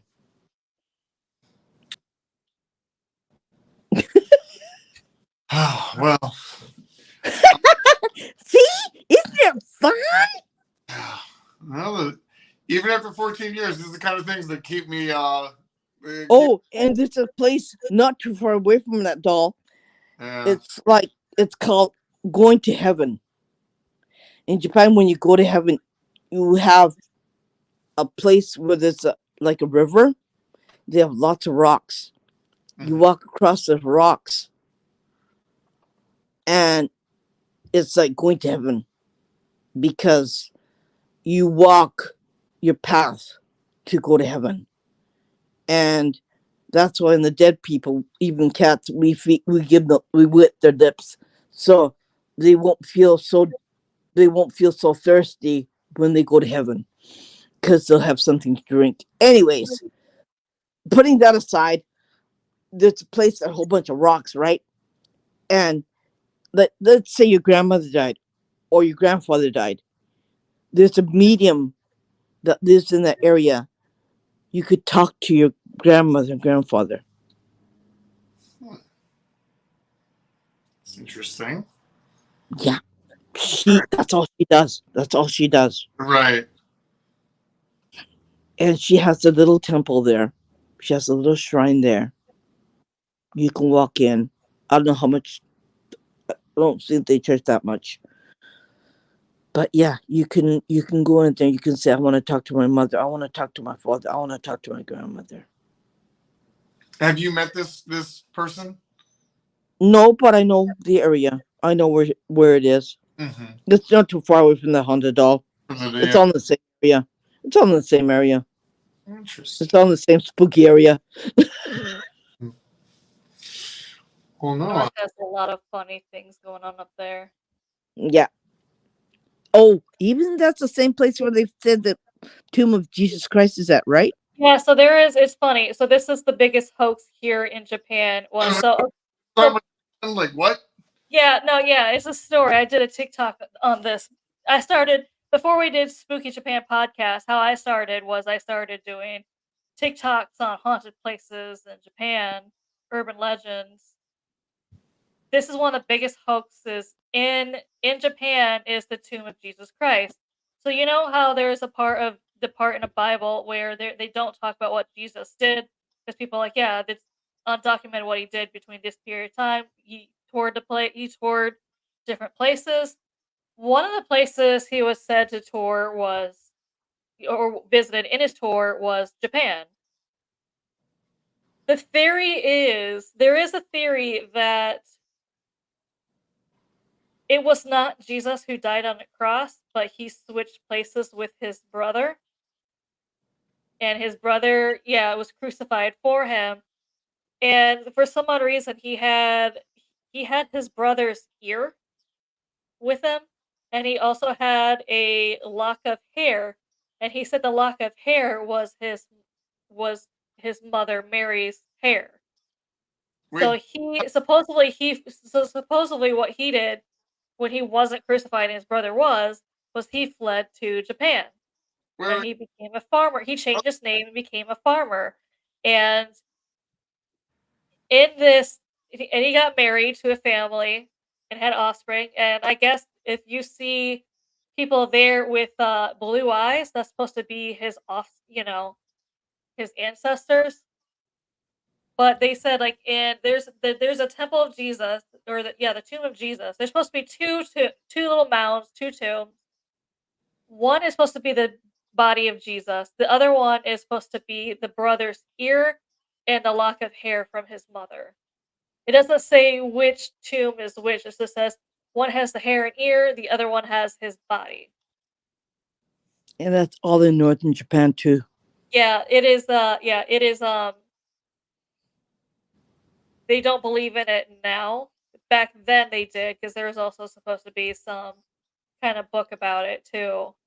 I forgot what it's called, but they believed it at the time, and it's still a huge tourist attraction. But some people, like some reporters, and asked the locals, "Do you still believe that this is the tomb of Jesus?" And obviously, most of the locals says probably not. mm-hmm. What? What they said? Jesus had a brother? Yes, Is this Mandela effect? Like, I don't know. Like, there's always this theory. There is a theory that Jesus had brothers, so supposedly one of them was. well, I heard about Jesus actually having a kid, or something. You hear stories. I remember one was like or something. He had a daughter named Sarah. Mm-hmm. Yeah, interesting. However, a lot of people say you can't say it's probably a hoax. You don't actually know. Like, Right. good point. It could be actual Jesus. And it could He be. could have, Oh, he this. could have fled and came to Japan and became a farmer. I don't. You're right. How do I actually know? We're Yeah. playing this game of telephone here. Yeah. Like we don't know. We don't know. It's just a story that keeps down. It gets crazy. Yeah. Yeah. Yeah. it's there's a lot of things that are freaky. Mm-hmm. You can't talk. You don't. You could talk about it, but depending on who you talk about it with, right? Mm-hmm. Oh, absolutely. Yeah. Someone freak. Uh,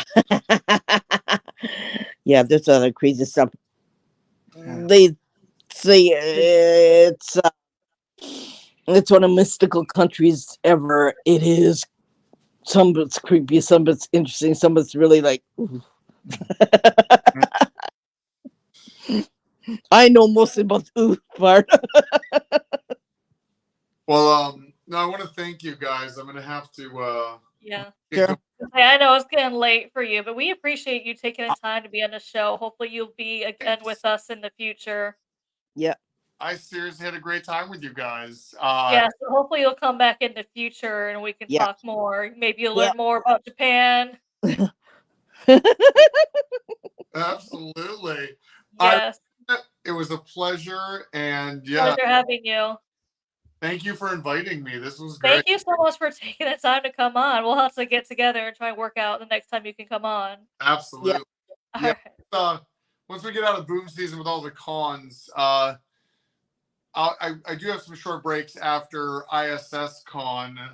Maybe we get Okay. it slows down and stuff. We'll definitely work something out for Okay. Sure. Well, we'll Problem. be looking forward to it. sure. Mm-hmm. Yeah.